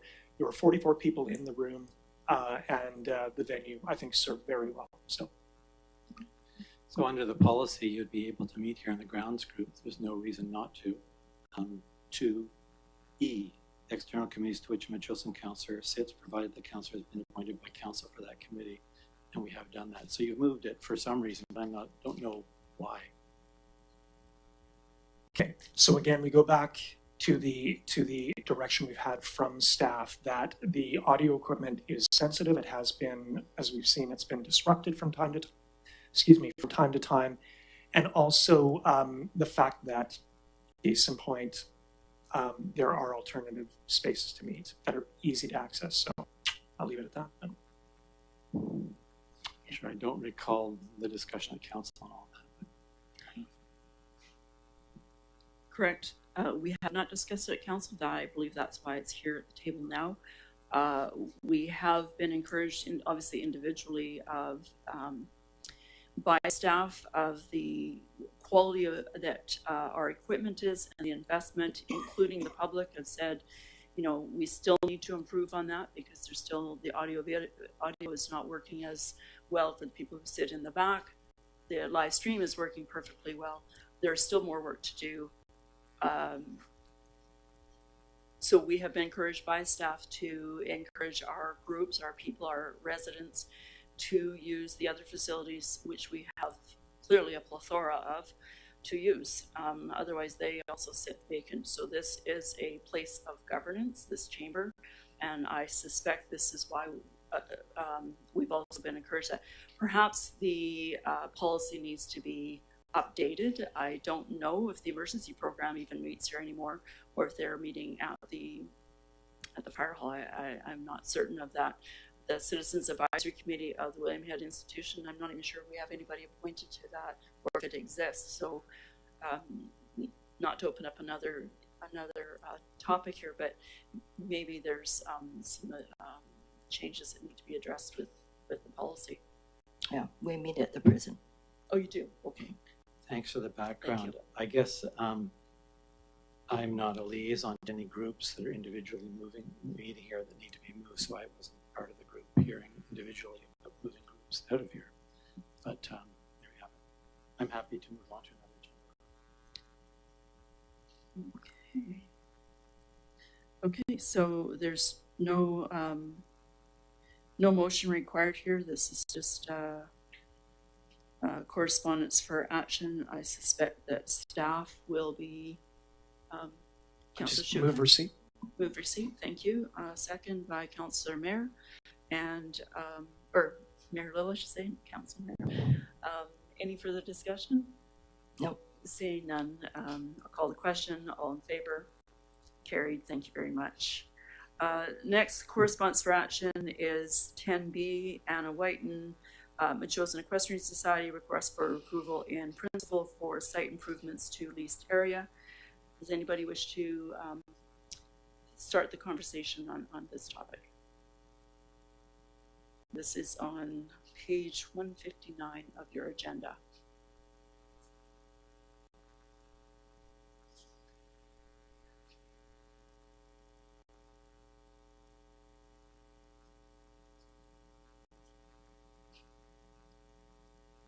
Okay, so I don't see anybody willing to step forward on this, so I'll start it. So we've received a number of emails from the Vice President of MES, Anna Whiten, regarding some improvements that the Metchosin Equestrian Society would like to address of their leased area, which is the back of the warm-up ring all the way up to Happy Valley Road, adjacent to both the Metchosin Community Association and the Farmers Market and Peyton Way. Some of the things that they're looking for consent in principle on are to bring water and electricity service to their site, change the parking area, which is currently grass, to a gravel parking area to make it accessible year-round. Erect some horse shelters for their members during events and emergency use should there be a need. They have received some initial quotes for the total project. I'm assuming this is for all these amenities of $190,000. And they recognize we do not have the finances for that, but they are prepared to do apply for grants and I think fundraising. I saw that in a previous email. I don't see that here, but and they have also mentioned here that there is support from the Metchosin Museum Society, Producers Association, and Community House. We did receive one letter from Metchosin Arts Association. I haven't seen any other letters. I did speak to the Producers Association, and they are supportive of the gravel parking lot area. And I did speak also with the Community House, who have yet to have a fulsome discussion, and apparently no letter of support yet has been submitted for the projects. So I can't speak on behalf of any input from those. Okay. Do you want to go through the projects one by one? Sure. So on the first project, and I can speak to a little bit of the background on it, having been a past president and an active member. So adequate water, this is something that has been something we've had to deal with since changing footing from hog fuel, which is almost, well, impossible to get now. It's string hog fuel, which isn't quite as safe, and there's a certain level of maintenance with that. They chose to go with sand, and sand can be dusty, and we are replenishing that all the time because dust, the sand and dust floats away. So it does need to be irrigated. Specifically, you'll notice on Tuesdays from May till September, a cloud of dust every morning when we have upwards of 8 horses. So if you can imagine 32 hooves pounding on that footing is quite a cloud, and it's very difficult for breathing, not for the riders only, but certainly for the animals. So keeping the dust down for that purpose, but also because the neighbors and the farmers market when it's going on. So water has been, I think, a priority for the club. As a person who sits on the Wanafuco water distribution board, I did inquire about a quote. I do have an initial quote for putting in. The water main is on the north side of Happy Valley Road, so it'd have to come underneath the road for a meter to be put on the south side, which is the municipal property side. And then I do have a meeting set up with a plumber. It's been difficult the last few months, it seems, with weather and contract work and now the holidays. So that'll be happening within the next couple of weeks with a plumber to give another idea. I have measured out just from the road to the in-gate is 600 feet. If there was an option to come in from the driveway to, say, the Public Works, that's an extra amount. I haven't measured that. I understand that there's another user group on the property that are interested in irrigating an area that they use. That's something that staff, I'd like to explore a little bit more with them before I get a full quote from this particular company. So those are some things. The water supply, last year we, the members of the club hired a water truck. It does get quite expensive to do that. It also, a truck on the footing does pack it down quite a bit. It takes 2 people to do that. So there's a little bit of labor involved. Irrigating it, they have a commercial farm agriculture sprinkler that does require a substantial amount of pressure that would be equal to what you would get from a hydrant, so upwards of 1500 psi, I think they call that, for it to work properly. And having the ability to access a meter that they would then pay for at a moment's notice, they can put that sprinkler into use and not ahead of time where it would evaporate or drain away. Relying on a truck, having to book a truck, that sort of thing.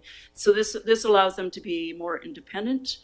Again, there's we did as a club years ago cost that out, and it was at that time $15,000. I suspect it's going to be at least double that now, if not more. Electricity, there is electricity to the grandstands right now, and they have an announcer's booth. That's where they'll use their PA system for when they do shows, specifically Metchosin Day, and some other fun day shows that they've done. And there is a panel in the building. It is in the concession. Other uses would be when the concession is in use for like a coffee urn or what do you call it, slow cooker, if they had a chili or whatever. There are no other cooking elements in there of any sort. And that comes from the museum. And so there has been a nominal fee requested of the club from time to time to pay for that. So that's, the electricity's already there, so I'm not sure the extension of what that electricity would be needed for, other than to be more independent. So that could be a significant cost. The gravel in the parking area. So maybe it'd be helpful if I do a motion for the water in particular. Should that be okay? Okay. I have questions about the power, because they're getting power now from the museum group, and there's panels. There's panels on the roof that provides them with electricity.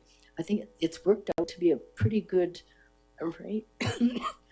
I don't know whether they would want to increase their costs that way if it's not working.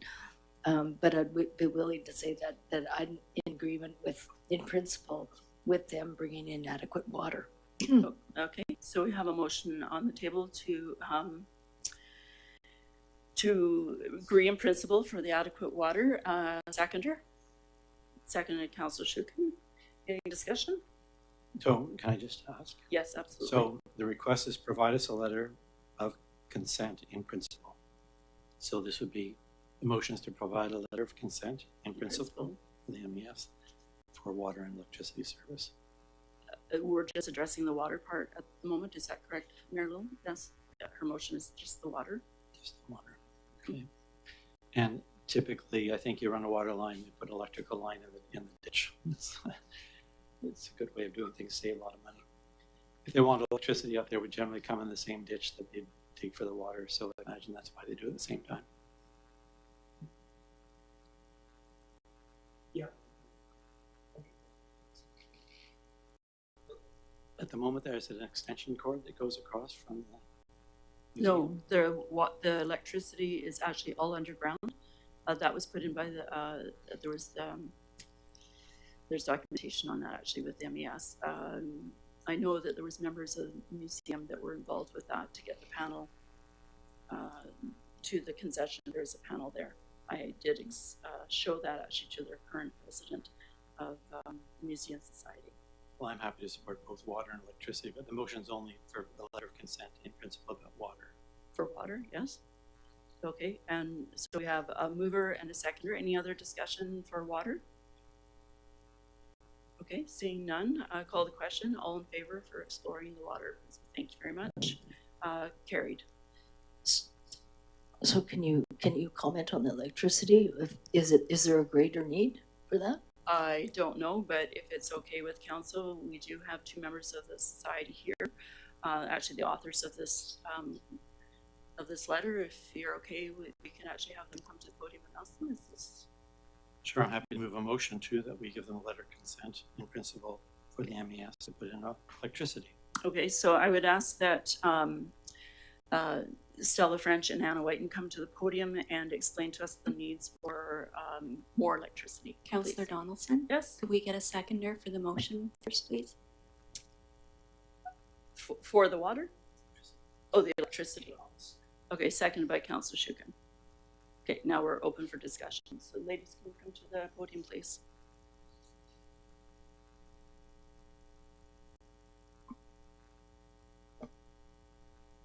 So the request for electricity is specifically for us to incorporate arena lighting in the future. At this point in time, we obviously can't afford it, but we would love to have that opportunity and capability in the future. With the addition, as Councillor Gray mentioned, of water lines, running electricity at this point makes sense. It's a one and done. And we are basically stealing, by the good graces, electricity from the museum. In the future, we would like to be independent and not electricity thieves. Thank you. Councillor Shukin. Through you, Councillor Donaldson. Yes. Have you explored the grant programs you want to pursue? Like, do you have a sense, and that's okay if you don't, but I currently have about 3 in draft right now that are ready to be submitted. One of which is due, grant closure is January 20th. I need to have the letter of consent from the municipal council, our leaseholder, saying that we're allowed to make changes to our leased facilities before we can actually apply for these grants. So this is our ask is, can we please share details? We're at this point just actively asking for grants and support from outside groups. other question? Yes. Ms. Whitten, thanks. So there are 3 projects here. There's water, electricity, gravel, and horse shelters. Are the grants that you're applying for, are they going to cover, do you think you'll get blanket funding, or will you have to go one project per? We're going to have to separate the projects at this point because we don't have any support or consent from you guys. Obviously, we have survived for over 30 years without water. We've survived already more than 30 years without electricity. We're okay with living in the 1800s, but we do really need shelter for our horses. So that one's going to get prioritized because that allows us to be more inclusive as a society for riders with different abilities that need a little bit of support, like a safe place to put their horses. And it provides our community with emergency preparedness capabilities that have been identified in the last several years as part of our lack of capabilities as a community, and as well with the closure of Lexington Fairgrounds, with the closure of other facilities in the area, we have had more and more need identified and not filled.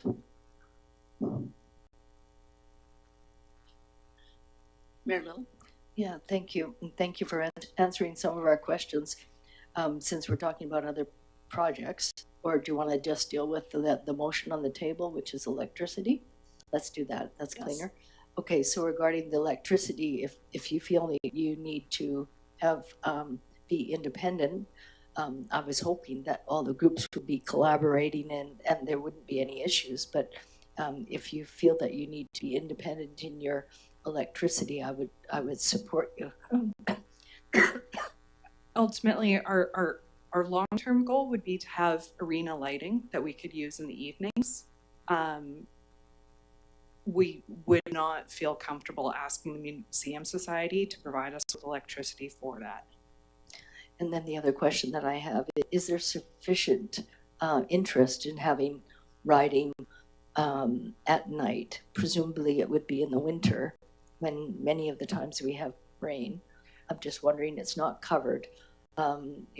Is there sufficient interest in that?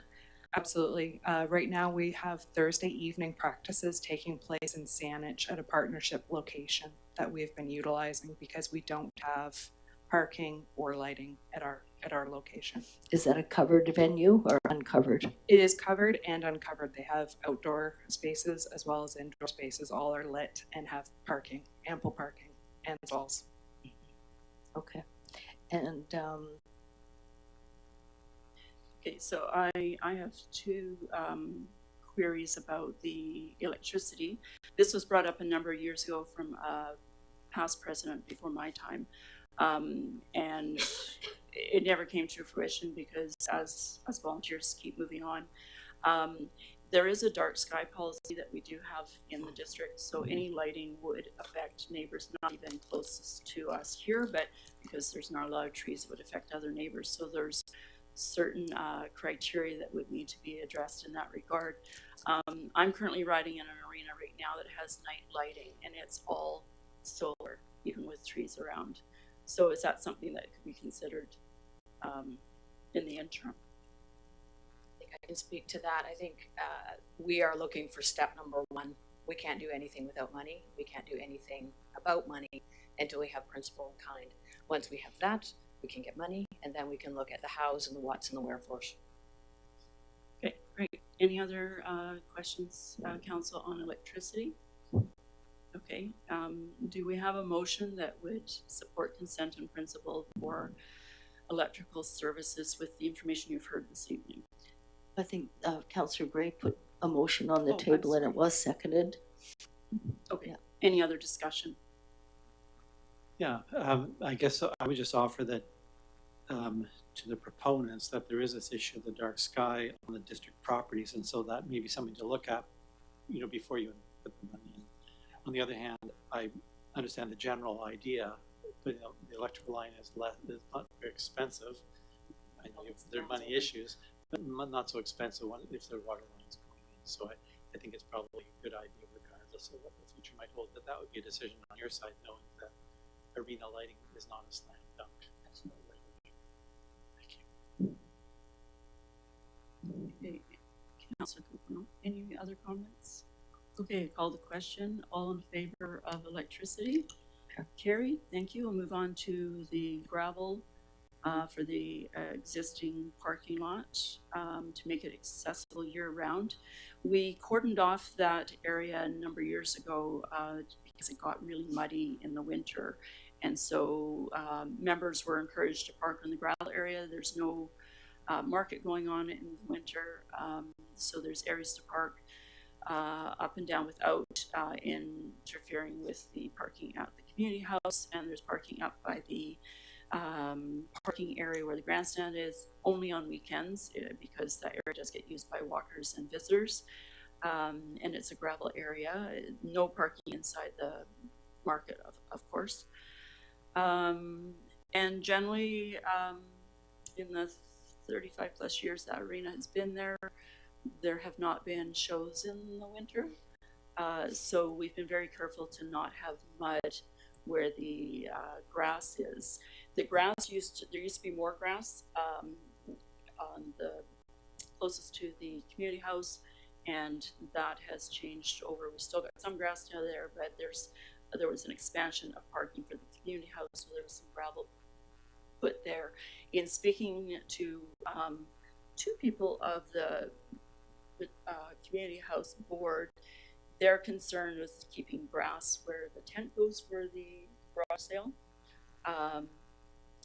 And it was also suggested maybe a strip, that same strip of grass follow the whole lineage of the property that would be parallel with the hitching rails. And therefore what that would do is that the gravel would be, if it were approved here or discussed further, that the gravel then would be in line with where the trucks would actually park, not so much the trailers, the horses to get off the grass. So it not being all gravel, but it was a compromise suggested to maybe do both.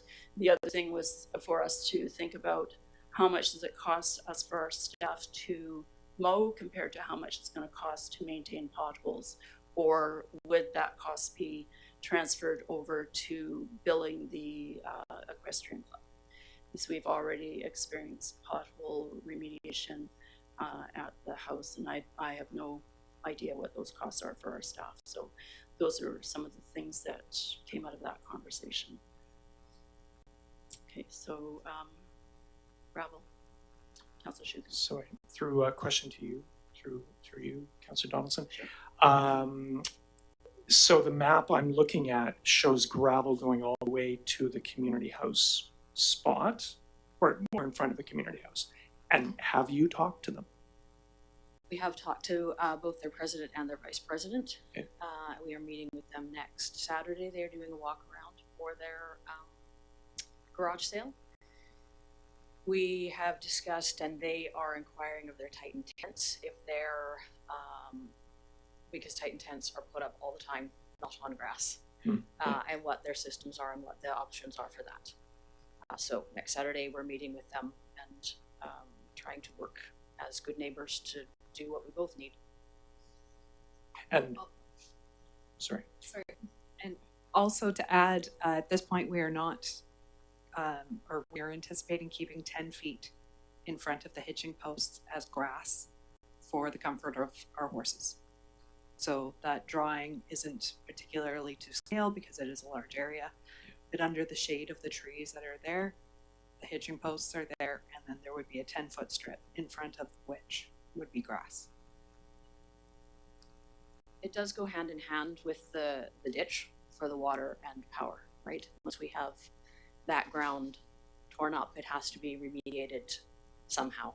And so it makes sense as everybody's using our parking area to be able to use our parking area. Yeah. Okay.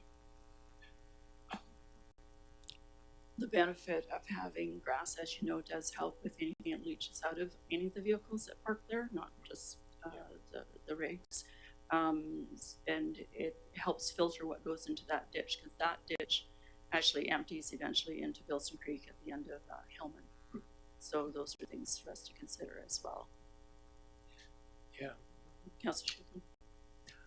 I'm trying to recall the discussions that the Museum Society had around their portico, and also the Producer Society had around the new stalls that they put on.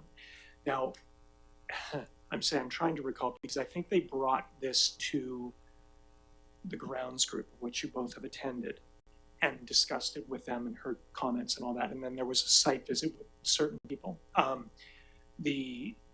Not certain people, I think all of the grounds group were invited, but it was a sort of take or to leave it. This was your opportunity to come and see. So I'm sensing with this, it's actually something you should consider as well.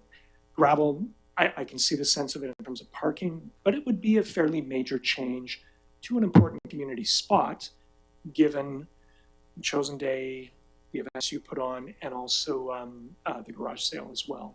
So I think it would be good for everyone to understand what it is you're thinking about. So We have contacted all of those groups independently.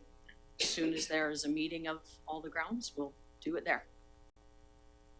Sure. Yeah. Right? Sure. Yeah. So we're planning a meeting, I think, at the end of March. Now I know that you're looking for the letter. Exactly. Yeah. So.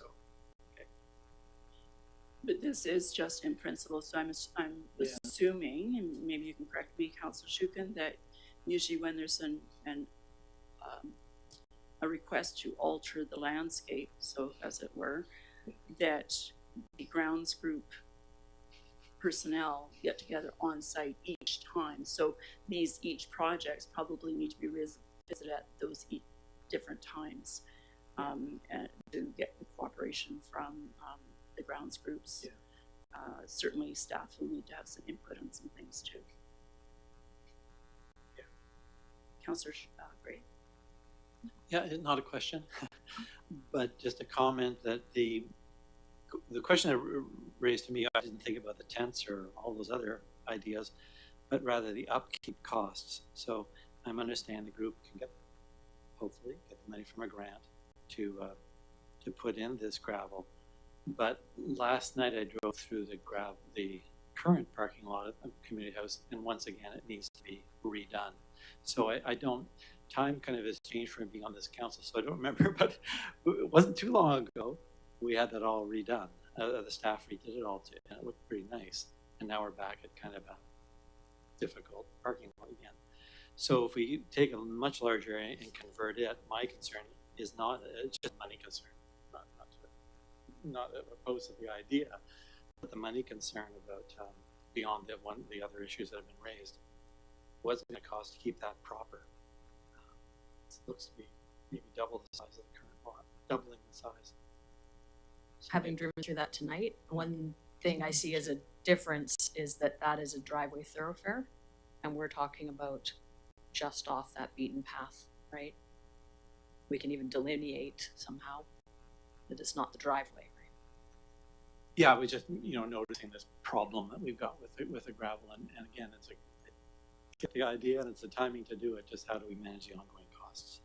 And we're kind of in a bit of a contained cost in this circumstance here, as you already heard.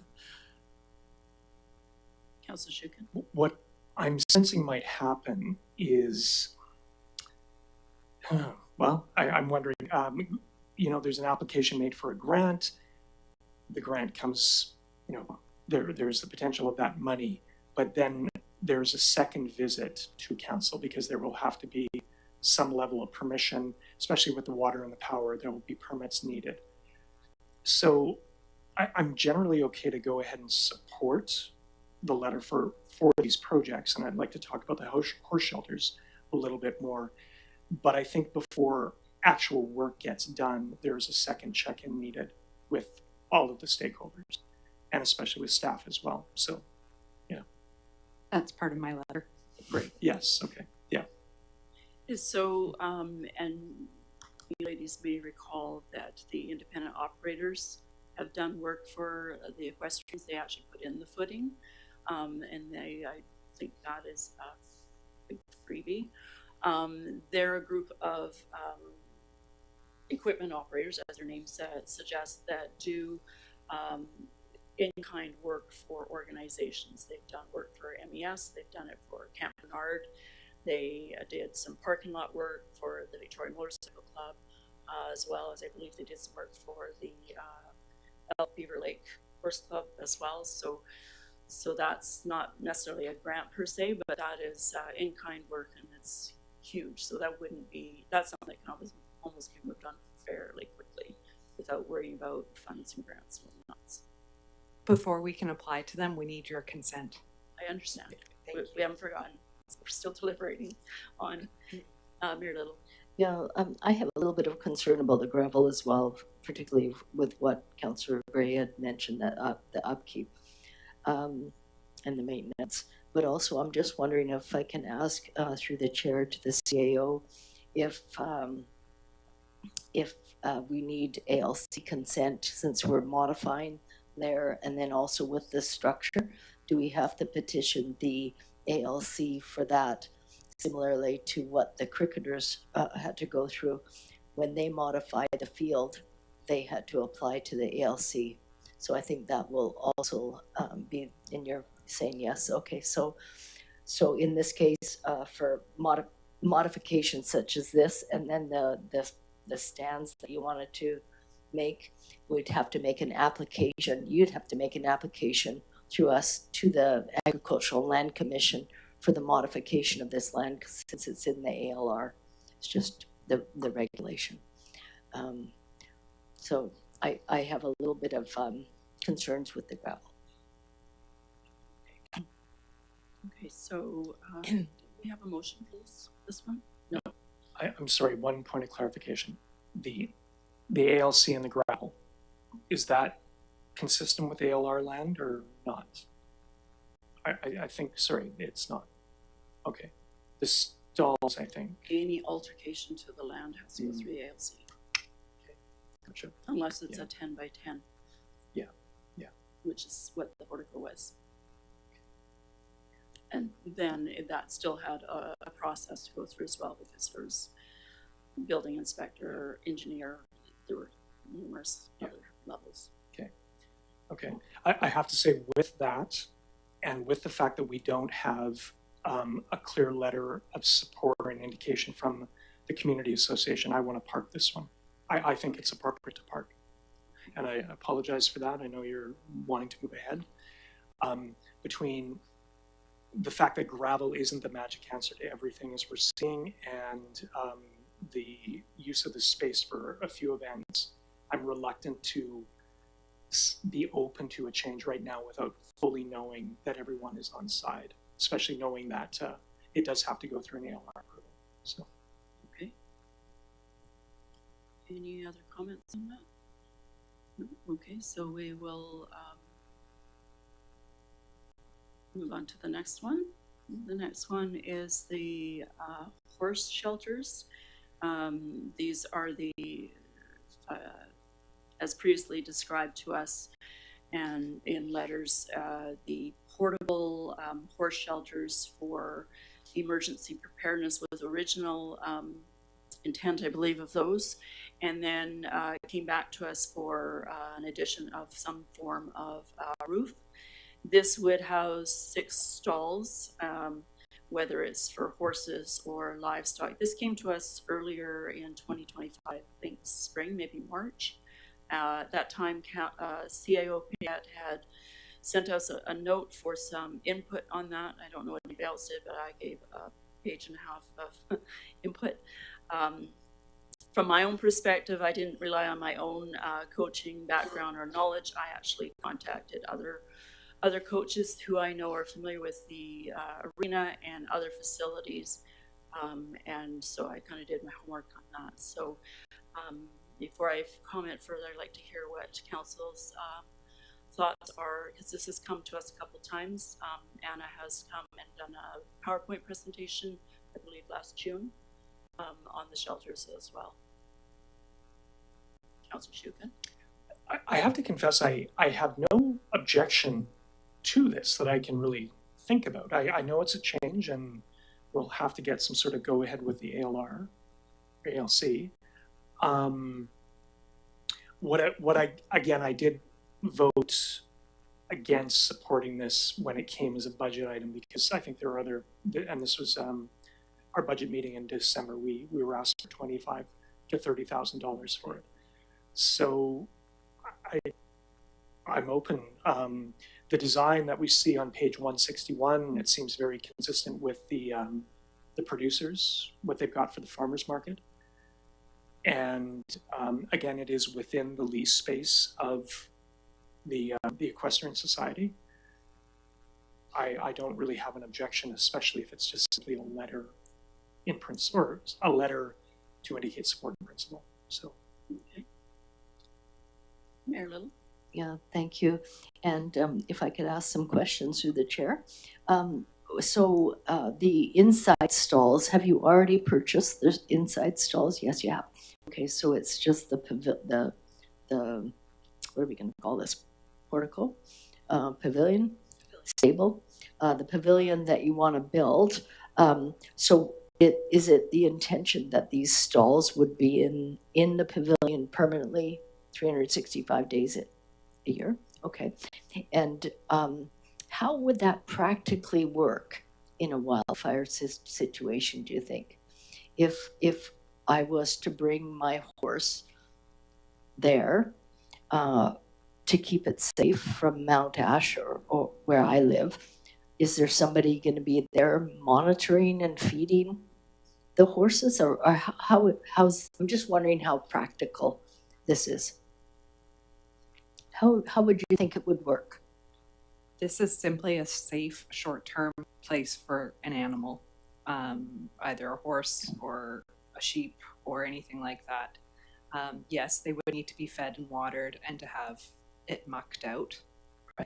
They would need monitoring, but it's probably safer for them there than at a wildfire. Okay, and so there would be somebody with them. The owner or somebody represented or found by the owner to look after them. You Okay. don't need to have somebody staring at the stalls 24 hours a day while the animal's in it. Right. I'm just thinking about the District of Metchosin liability for those animals. Because they're on this property, I think we would be responsible for them. Our insurance already covers it. So the Metchosin Equestrian Society has insurance through its for the use of the stalls, and it's already been investigated by our insurance provider, Acera Insurance. So as members of the Horse Council of British Columbia, we as a society have insurance to cover the animals that are within our property, and the animals that are housed within these stalls would be insured. Okay, and then the question that I have is there is stalls at the farmers market. Wouldn't it be more practical to have a conversation with the farmers market, because in a wildfire or any emergency situation, there's not going to be Their stalls farmers are big market. enough for the stalls, the temporary stalls. They're not big enough. They're not. They're not large enough to cover the 10-foot by 10-foot stall. Oh, what a shame. Okay. Any other comments? Councillor Gray? Yeah, I'm just remembering our discussion in December where the CEO suggested, rather than moving ahead with this idea, it was a different situation because there was a financial request, but that he was arguing that we should have a plan generally for the grounds, and that this might fit or not depending on that look. And I thought that was a good idea at the time, and I'm just wondering, does that change if we're not funding it, or is it the same issue? Where are we putting structures? What's our best circumstance? Well, I think it's the same. It's still the district's land. Yeah, so do we, maybe through the chair or the CEO is working on that, I think, or about to work on that question. You're correct. That did come to us. CEO, did you wish to comment on that? I believe when we talked about that, council wanted to sort of hold off until we knew more about the fire hall. And then we were going to talk about overall use of all of the core area of the municipality. I think that's where we left off. Okay. So any other questions that we have for these ladies regarding this part of the letter? Just one question Yes, through go you, ahead. Councillor Donaldson. So probably the best, or sorry, the most active use of these stalls, like is kind of on a more everyday level. You mentioned that some of your younger riders or your inexperienced riders might use this. So, sorry, key thing is it's going to get use on a more regular basis than emergencies. Yes, it will be used during our events. We have members that have multiple sclerosis, we have members that have cerebral palsy, we have youth members, we have senior members, we have a lot of members that would greatly appreciate a more inclusive facility that had stalls.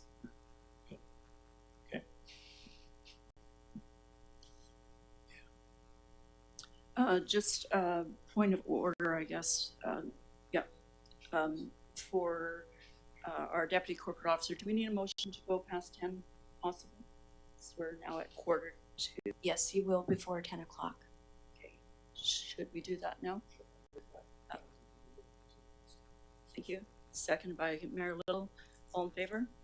Carrie, thank you very much. Okay, back to this unit. I think the fire chief had something to say. Go ahead, Chief Dunlop.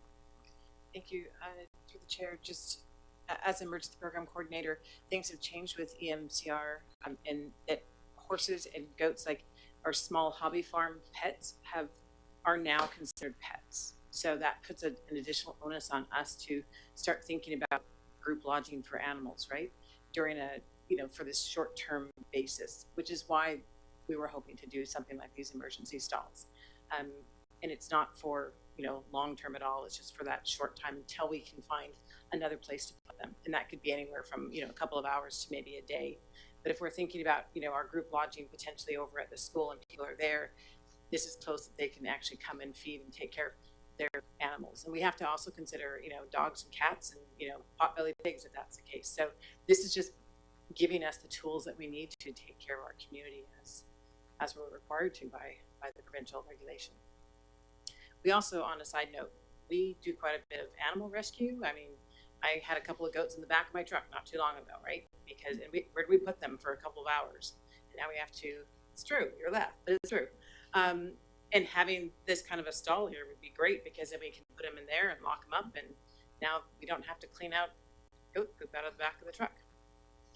So, I am in favor. I support this idea. Okay, so I do have a couple of questions.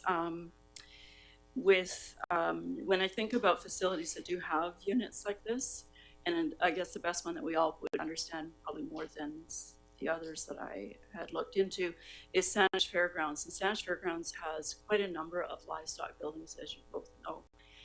The difference with Saanich Fairgrounds and ours is they are completely fenced and gated, and ours is not. So their liability would be significantly reduced should there be a breakout or that sort of thing. The one thing I haven't heard is whether or not the farming community has been approached on what they would do with their livestock. If there was, other than in 2014, I think it was when we had our very first meeting about this. But in recent years, I have not heard that, as well as I do know that we have experienced, the other thing I was going to say about that is approaching local farms for things like the chief has just said, for animals to go and stay on site on a farm. Most farms have insurance to cover livestock, and that way there is somebody there 24/7. That usually people are checking on their animals more frequently than on a municipal ground where we all leave by night. So my concern initially was the liability to the district if an animal should get out, should get hurt, and whatnot. So it was one of the things that I thought about with who takes care of them, who's responsible for them, where's the food, where's all that sort of thing. When it was described initially, I thought, oh great, these panels could go like inside. And then that way you just put a hot wire around the bottom railing because nobody's going to be using it if there's a disaster or whatever, whether it's the main ring or the warm-up ring. So then those panels be used. And I do know the MES was looking at a conversation with the adjacent neighbor of having units there, not specifically these ones, but others. That's private property. There's different logistics involved with that. So that was initial exploration that was done.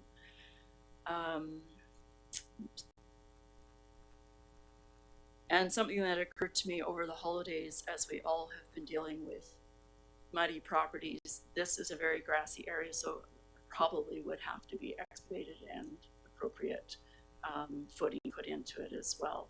I'm just not clear because when it was described to me about the timber frame, which certainly does fit into our theme of our properties, is I thought that we were required maybe for the panels to be more substantial or anchored in a different way, but can you clarify if that was required at any point, or they are going to just stand free like this? So similar panels are used at the Lochside Lane facility, and they are freestanding. The weight of the panels and the way they are designed and engineered is that they stand on their own. Right, and our building inspector is aware of that? Like that fits We in haven't this? gone through the permitting process at this point.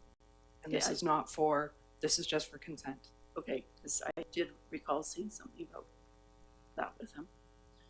Okay, Councilor Shukin, do you have a comment? again, I don't see a reason to not support this. Key thing is it is on within the MES's lease area. And again, I'm going back to the discussion we had with the Museum Society and then the producers about their structures. And I'm recalling too that there was initial sort of approval in principle, but then there was also a longer process that was taken before they actually got to build. So I'm happy, and I would like to make the motion that we support the Equestrian Society in principle in terms of building the covered horse shelter area. Does that work? Okay, is there a second here? Councillor Gray? I'll second that. I think the one thing that we've been around the table a little bit about who's taking care of the animals, and I think the answer is the owners are, and that they're not going to leave their animal there alone unless there's someone else to care for them, I presume.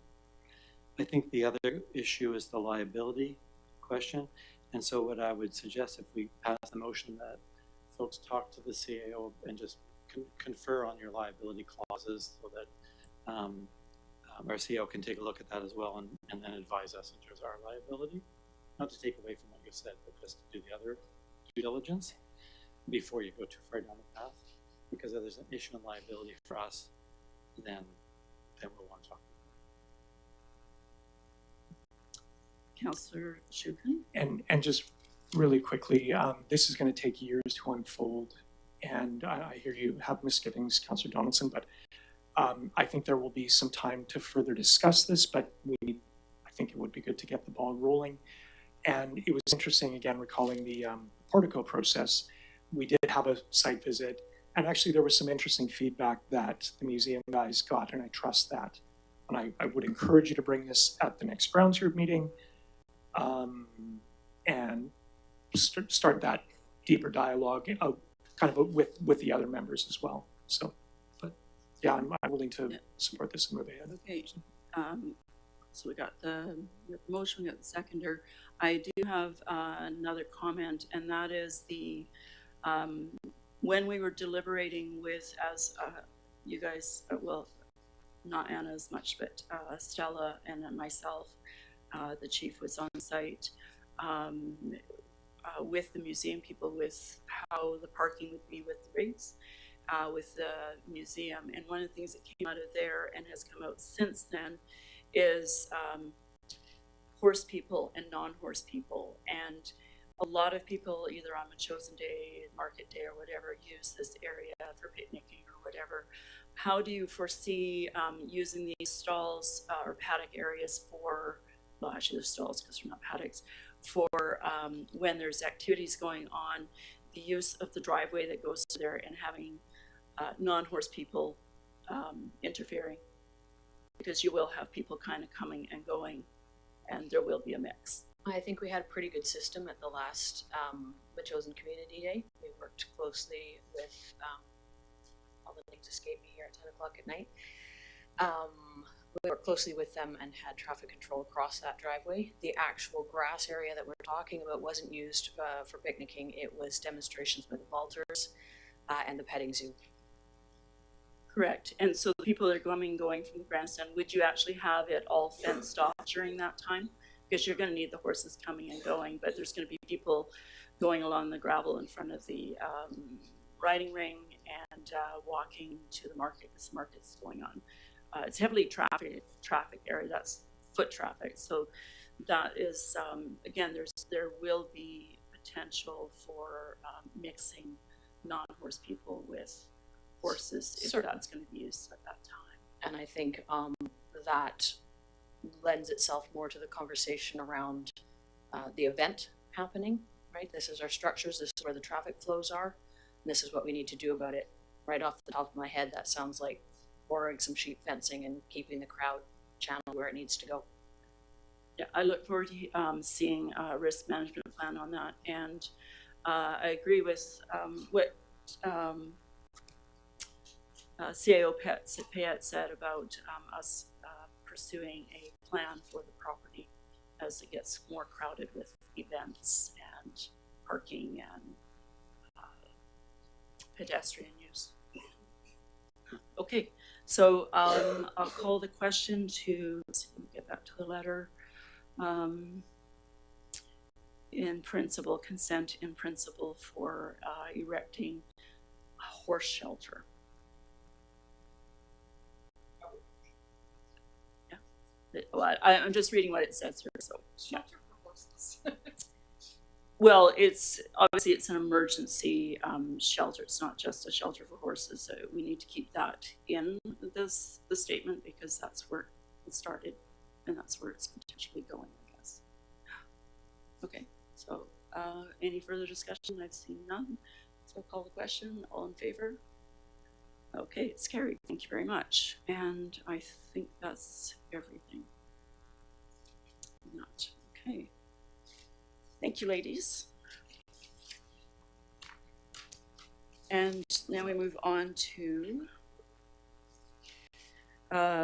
page 163. Correspondence for action, 10C, the Grey Victoria Public Library 2026 Budget 5-Year Financial Plan.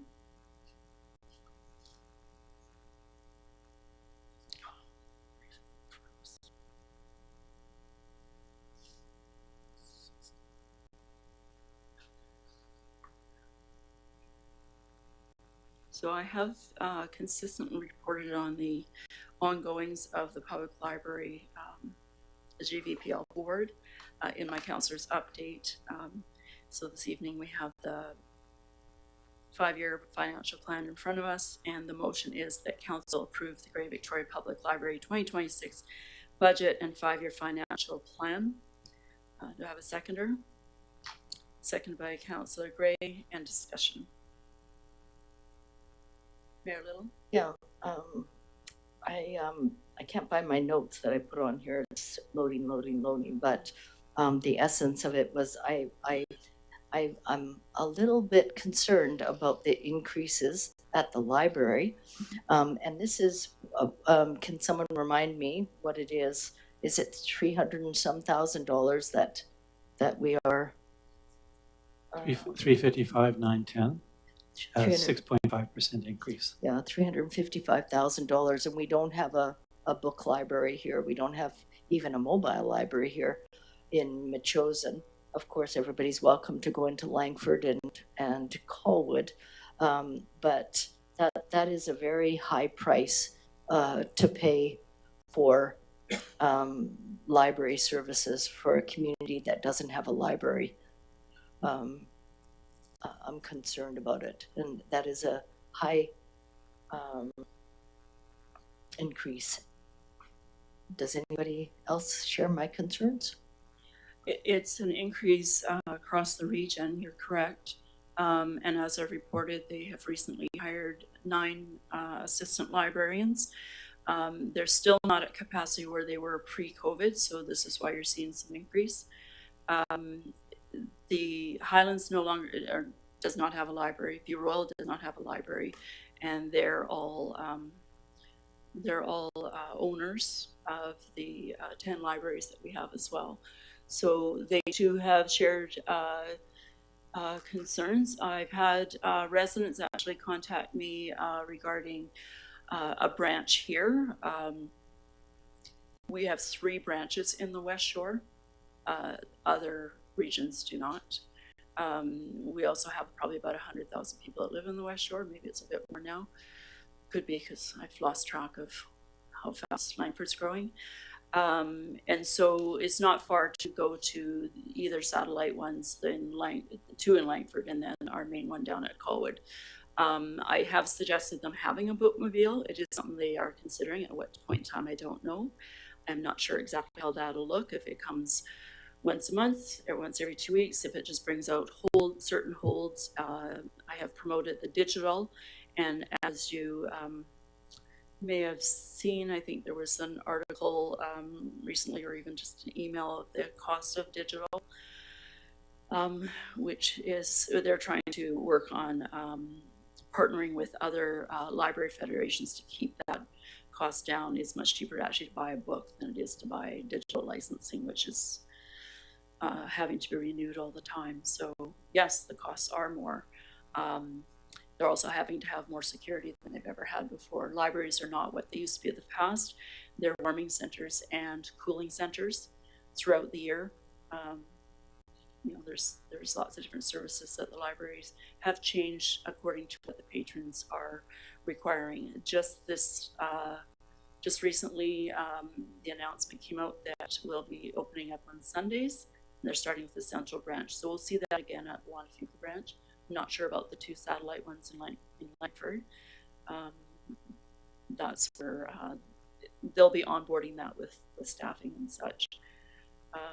They have been saving a little bit of money maybe with having the Nellie McClellan branch closed and just having a satellite that only allows 50 people in at a time.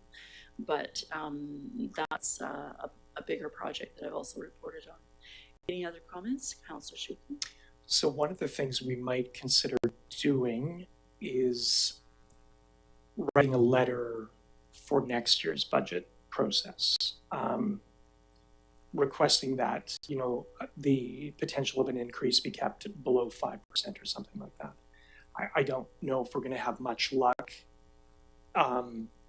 circumventing or changing this budget process. I mean, I suppose if all of the municipalities got together, that might be, yeah. But maybe in anticipation for next year, it might be worth, you know, a letter to the library saying we need to keep an eye on things. So, yeah, this is and just back to, yeah, the total is $355,910 or $66 per capita in terms of Machosa's impact here. So, yeah, that is not insignificant when you look at that as just one piece of a whole bunch of other things that we're talking about. So, yeah, might be something to consider. Yeah, and I did invite them, I think you'll recall, the year before last to come and talk, and they actually go around every year to councils. Clearly, we weren't on their agenda for this year because that would have been helpful. But like I say, they have 12 branches. That doesn't include the 2 satellites, but in the communities that they have to go to, there's just the CAO and the chair that do that. Mayor Little. Yeah, I think this is a good idea, to send a letter expressing our concerns with the 8% increase with the addition of the rent adjustment of $1,993, $353,000 is a lot for us. So I think we could express that in the letter, but also for the lack of service for Metchosin as well. And that we request conversation about how Metchosin residents can be better served. I would be in agreement with that, but definitely. So this is their 5-year financial plan that they want to have approved. But I do, I'm willing to support it, but with the caveat that we communicate with them that we're not happy. Thank you. Sure. It's a 6.5% increase, it looks like. So would you want to make a motion to write that letter, Mayor Little? Sure. I'll make a motion. Excuse me. Oh, sorry. There is a motion on the floor. So Oh, if yes, you call you're the right. question on the motion and then make a new motion. Sorry. Correct. There is. I did state that at the beginning, and I think Councillor Schuckel was seconded. Is there? Oh, no, Councillor Gray, sorry. Okay, so any other discussion regarding the motion, and then we'll move on about the letter. Councillor. Yeah, just to say, I really see the value of the public library and the service it provides. I do understand that we need to travel outside the district to the Wanafuka branch to access services or access online, or another branch. And I see the point about $355,000 being a lot of money, but I'm also looking at the rationale explained in the documents. The budget drivers include salary and benefits, library materials, building occupancy costs. and other factors. And if you look a little bit deeper, it looks to me like filling the vacancies that were left, I suppose, after COVID, or I expect it was after COVID, is giving us a bit of a serious bump. And then the other thing that is highlighted here is the Sunday openings. So my impression is that while we may have access issues from Metchosin, the actual expenditures are increasing services.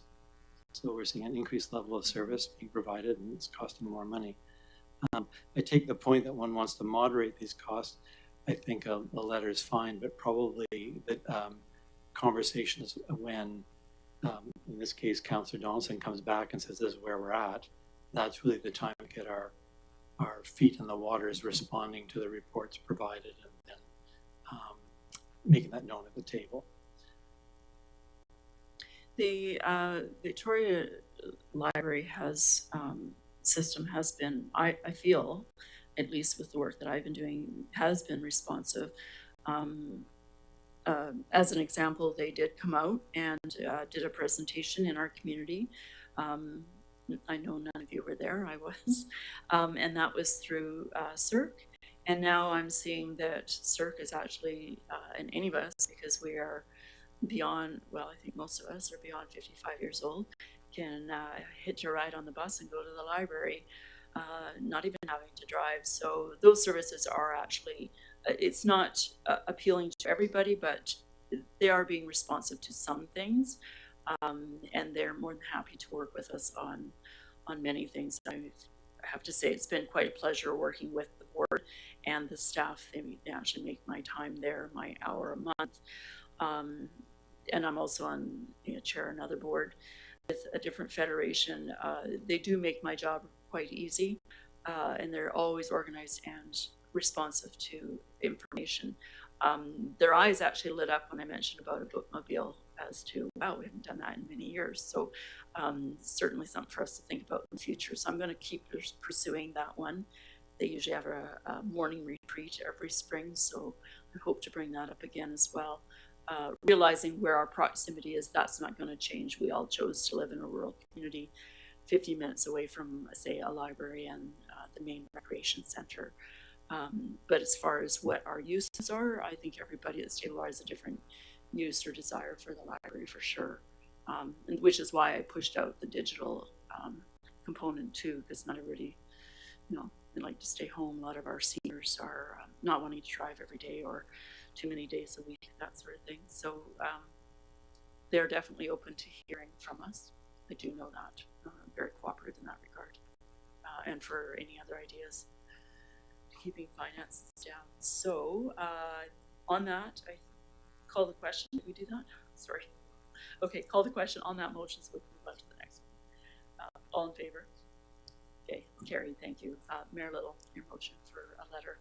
Yeah, I move that I write a letter to the Greater Victoria Public Library regarding our concerns with the increasing in costs and our lack of service to Metchosin. Second, and also, of course, it will be a respectful letter. We don't write disrespectful letters. It'll be a very respectful letter. They do provide a wonderful service for citizens, and they're more than just a library. They are a gathering space, but we also have to acknowledge that it is of greater benefit to people that live around the library, that it's within their ecosystem, and that we're more removed from that. And anyways, that's my thoughts on that. Okay, and do we have a seconder? You just, so, sorry, it's getting late. Councillor Gray, comments? Yeah, I just wanted to raise the point that the previous motion will be giving approval to the 5-year financial plan. So in writing a letter, we've already approved the plan going forward. So just to say in terms of how one might write a letter. And then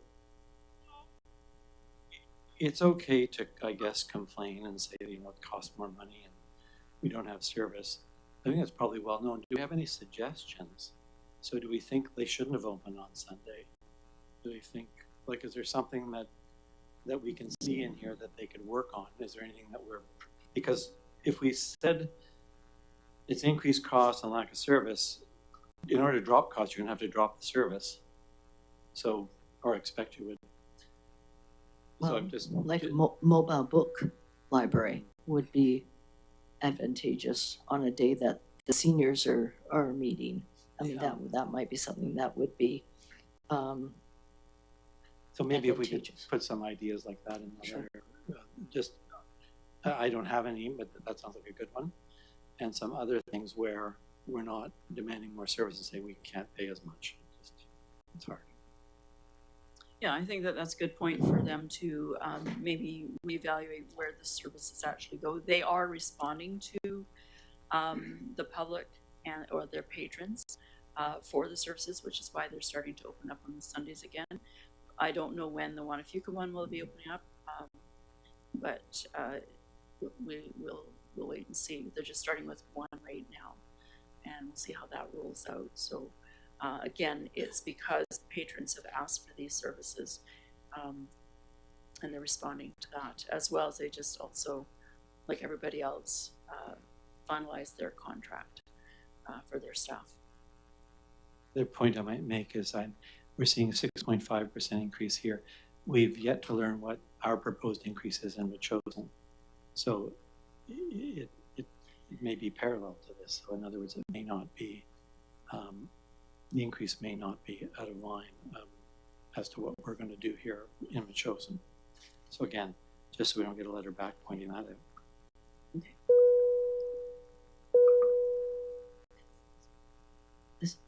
I don't know what that is. Pardon? Can I speak? Yes, you can. Yeah, it's an 8% increase, right? Overall? I thought it was 6.5. Overall system-wide municipal funding increase request for 2026 is 8%. Yeah, the District of Metchosin's share of the 2026 requisition is 6.5%. Yeah. Third paragraph in the cover letter. That's what I read too. I didn't see the 8%, sorry. What? Okay. 6.5, I see. Okay. Okay, so seeing no further conversation or comments on that, writing letter, I call the question. All in favor? Carried. Thank you very much. Moving on to 10D, West Shore Parks and Recreation Society 2026 budget and requisition request, page 177.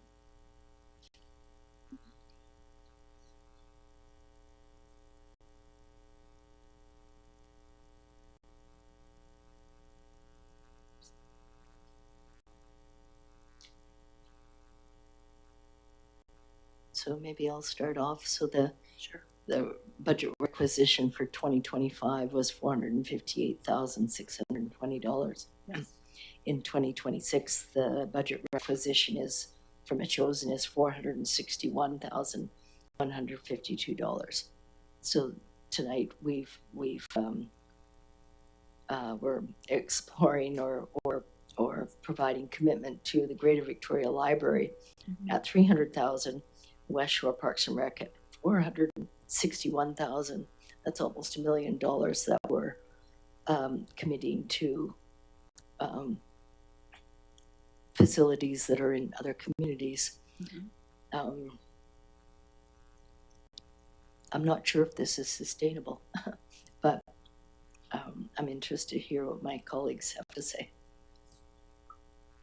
Okay, so as you recall, we talked a little bit earlier about the master plan, and we've all been a part of that to give input. Some of it highly constructive, some of it quite negative. The one thing I have been trying to do is to get or promote West Shore to be more actively involved in our community, and what that does then takes the patrons from this community or even bordering Colwood and Langford to come out here. And we heard that a little bit with pickleball, even though that has nothing to do with West Shore, but there are people that are coming, let's say, from Royal Bay to some of the activities that are happening in the gymnasium for the for the fitness classes that West Shore is doing. That opens up spots for people, say from View Royal, who many of them on the other side of their municipal hall would maybe go to Esquimalt, would then go down to the West Shore. So having these satellite areas, which is something I spoke to in my feedback when I was on the board to the consultants, it has a value for all 5 municipalities that are owners of the society. So that not all our patrons just go to the one spot, which is at capacity, for them to explore other areas. One of the big concerns was building brand new. And I said, well, we've got this gymnasium that's newly renovated, not brand new, but newly renovated. And so we are seeing some of that come here because of those efforts. And in speaking with the CFO, we've also been talking about, how do we invite them to start using our fields and maybe doing art related activities through MACA or in that part of our school building too. So those are all ideas that I've put out there and have had conversations with our CFO on as well, because this obviously is to do with our finances. And I recognize it's a substantial amount of money. We go to other communities and use a lot of their amenities, and I'm reminded of that from my colleagues in other communities as well. And I say, yes, we have lots of shores and beautiful trails and stuff. We don't have the staffing and whatnot, but we have a limited budget, so people are aware of that, as well as people, the staff at the table with West Shore. So things are always costing, and I know a lot of our citizens do go to West Shore Parks and Recreation. I see it on Facebook a lot with youngsters doing soccer and lacrosse and hockey and BMX competitions and those sorts of things. So we do sometimes have to go to these other communities, and I think the efforts are starting to show that, with having come to our school, this is great, and hopefully we'll see more services like that come here. As again, they're responding to the surveys they put out. So if this is what patrons are wanting, I'm not hearing lots of complaints. I do realize it's a lot of money. It's part of being an owner to a facility. Never is 100% that we get that out. I don't use the facility as much as I used to when my children were younger, as an example. Okay, so any other discussion? The Councillor motion. Donaldson? Yes, sorry. Go ahead. Just that, if we could get a motion on the floor before any more discussion takes place. Yes, the motion is that council approve the West Shore Parks and Recreation Society 2026 budget and requisition. Second by Councillor Shukin. Further comments? Seeing none, call the question. You have a comment? Sorry, go ahead. Yeah, no, I can't help but think that what we would do with $450,000 if we put that towards the school, for instance. That's only 1 year to the improvements in our school. That is a arts and culture and sports center. So I'm just musing now, but I want everybody to think about it. I was wondering if maybe we can have a comment from the CAO or the CFO. That'd be okay? CFO. Yeah, Mr. Creed. Through the chair, thank you. I'll just correct that. In 2025, the district of Metchosin collected $624,000 for West Shore. We paid the requisition, and then the difference goes into a reserve for potential capital additions that come from West Shore. So right now we've got just over $2 million sitting in that reserve. So yeah, 624. It'll be 630,000 next year, right? Not just the 460 that they show. Okay, that's a lot of money. And then could I just ask through the chair to the CFO, is the percentage increase then, I think I'm looking at, there's a number of them for different purposes, but the requisition says the percentage increase from last year for Metchosin would be 0.55%. Overall, it's a 5.56%, but for Metchosin, it's only 0.55. It's on the final page. Yep. Through the chair. Yeah, correct. So they requisitioned 458,000 from us in 2025, and so just $3,000 is 0.5%. So this is not a big increase on this one. But we do have that. Thank you for reminding us about the money going into reserves.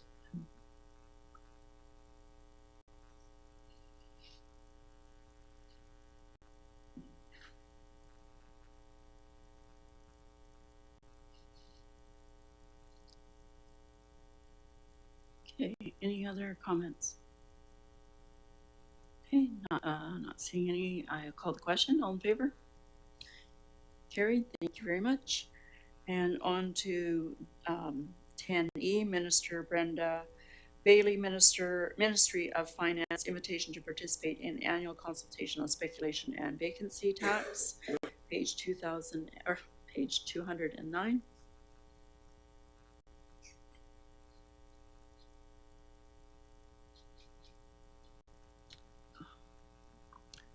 Takes a while to scroll down. It's gone blurry. Go ahead. Yeah, Councillor Donaldson, I'd move receipt of this. I've had a look at the stats. They're interesting. I think it's good that the speculation and vacancy tax is applied here. In terms of input, personally, I have none. Other than it's interesting to see the statistics specific to Metchosin. So I'll second the motion. Okay, moved by Councillor Shukin, second by Councillor Gray. Any further discussion? just pass on thanks to government for keeping us posted on all this. Great, thank you. So I'll call the question. All in favor? Carried, thank you. On to number 11A, correspondence for information. Councillor Corey Ramsey, UBCM President, Canada Community Building Fund, Second Community Works Fund payment for 2025-2026. It's on page 327, and the motion is that the correspondence be received for information. So moved. Okay, moved by Councillor Gray, seconded by Mayor Little. Any comments? Yeah, just that this is $147,000 is the final payment for the Community Works Fund with gratitude. So thank you. Great, thank you very much. Call the question. All in favor? Carried. Thank you very much. Number 12A, bylaws, District of Metchosin Fees and Charges Amendment Bylaw, number 715. And we've postponed this? We did postpone this. Yes, so that one's tabled to a future meeting. No other business, no question period because we're beyond 9:30. Adjournment. Move to adjourn. Councillor Gray, Mayor Little second. All in favor? Carried. Thank you very much.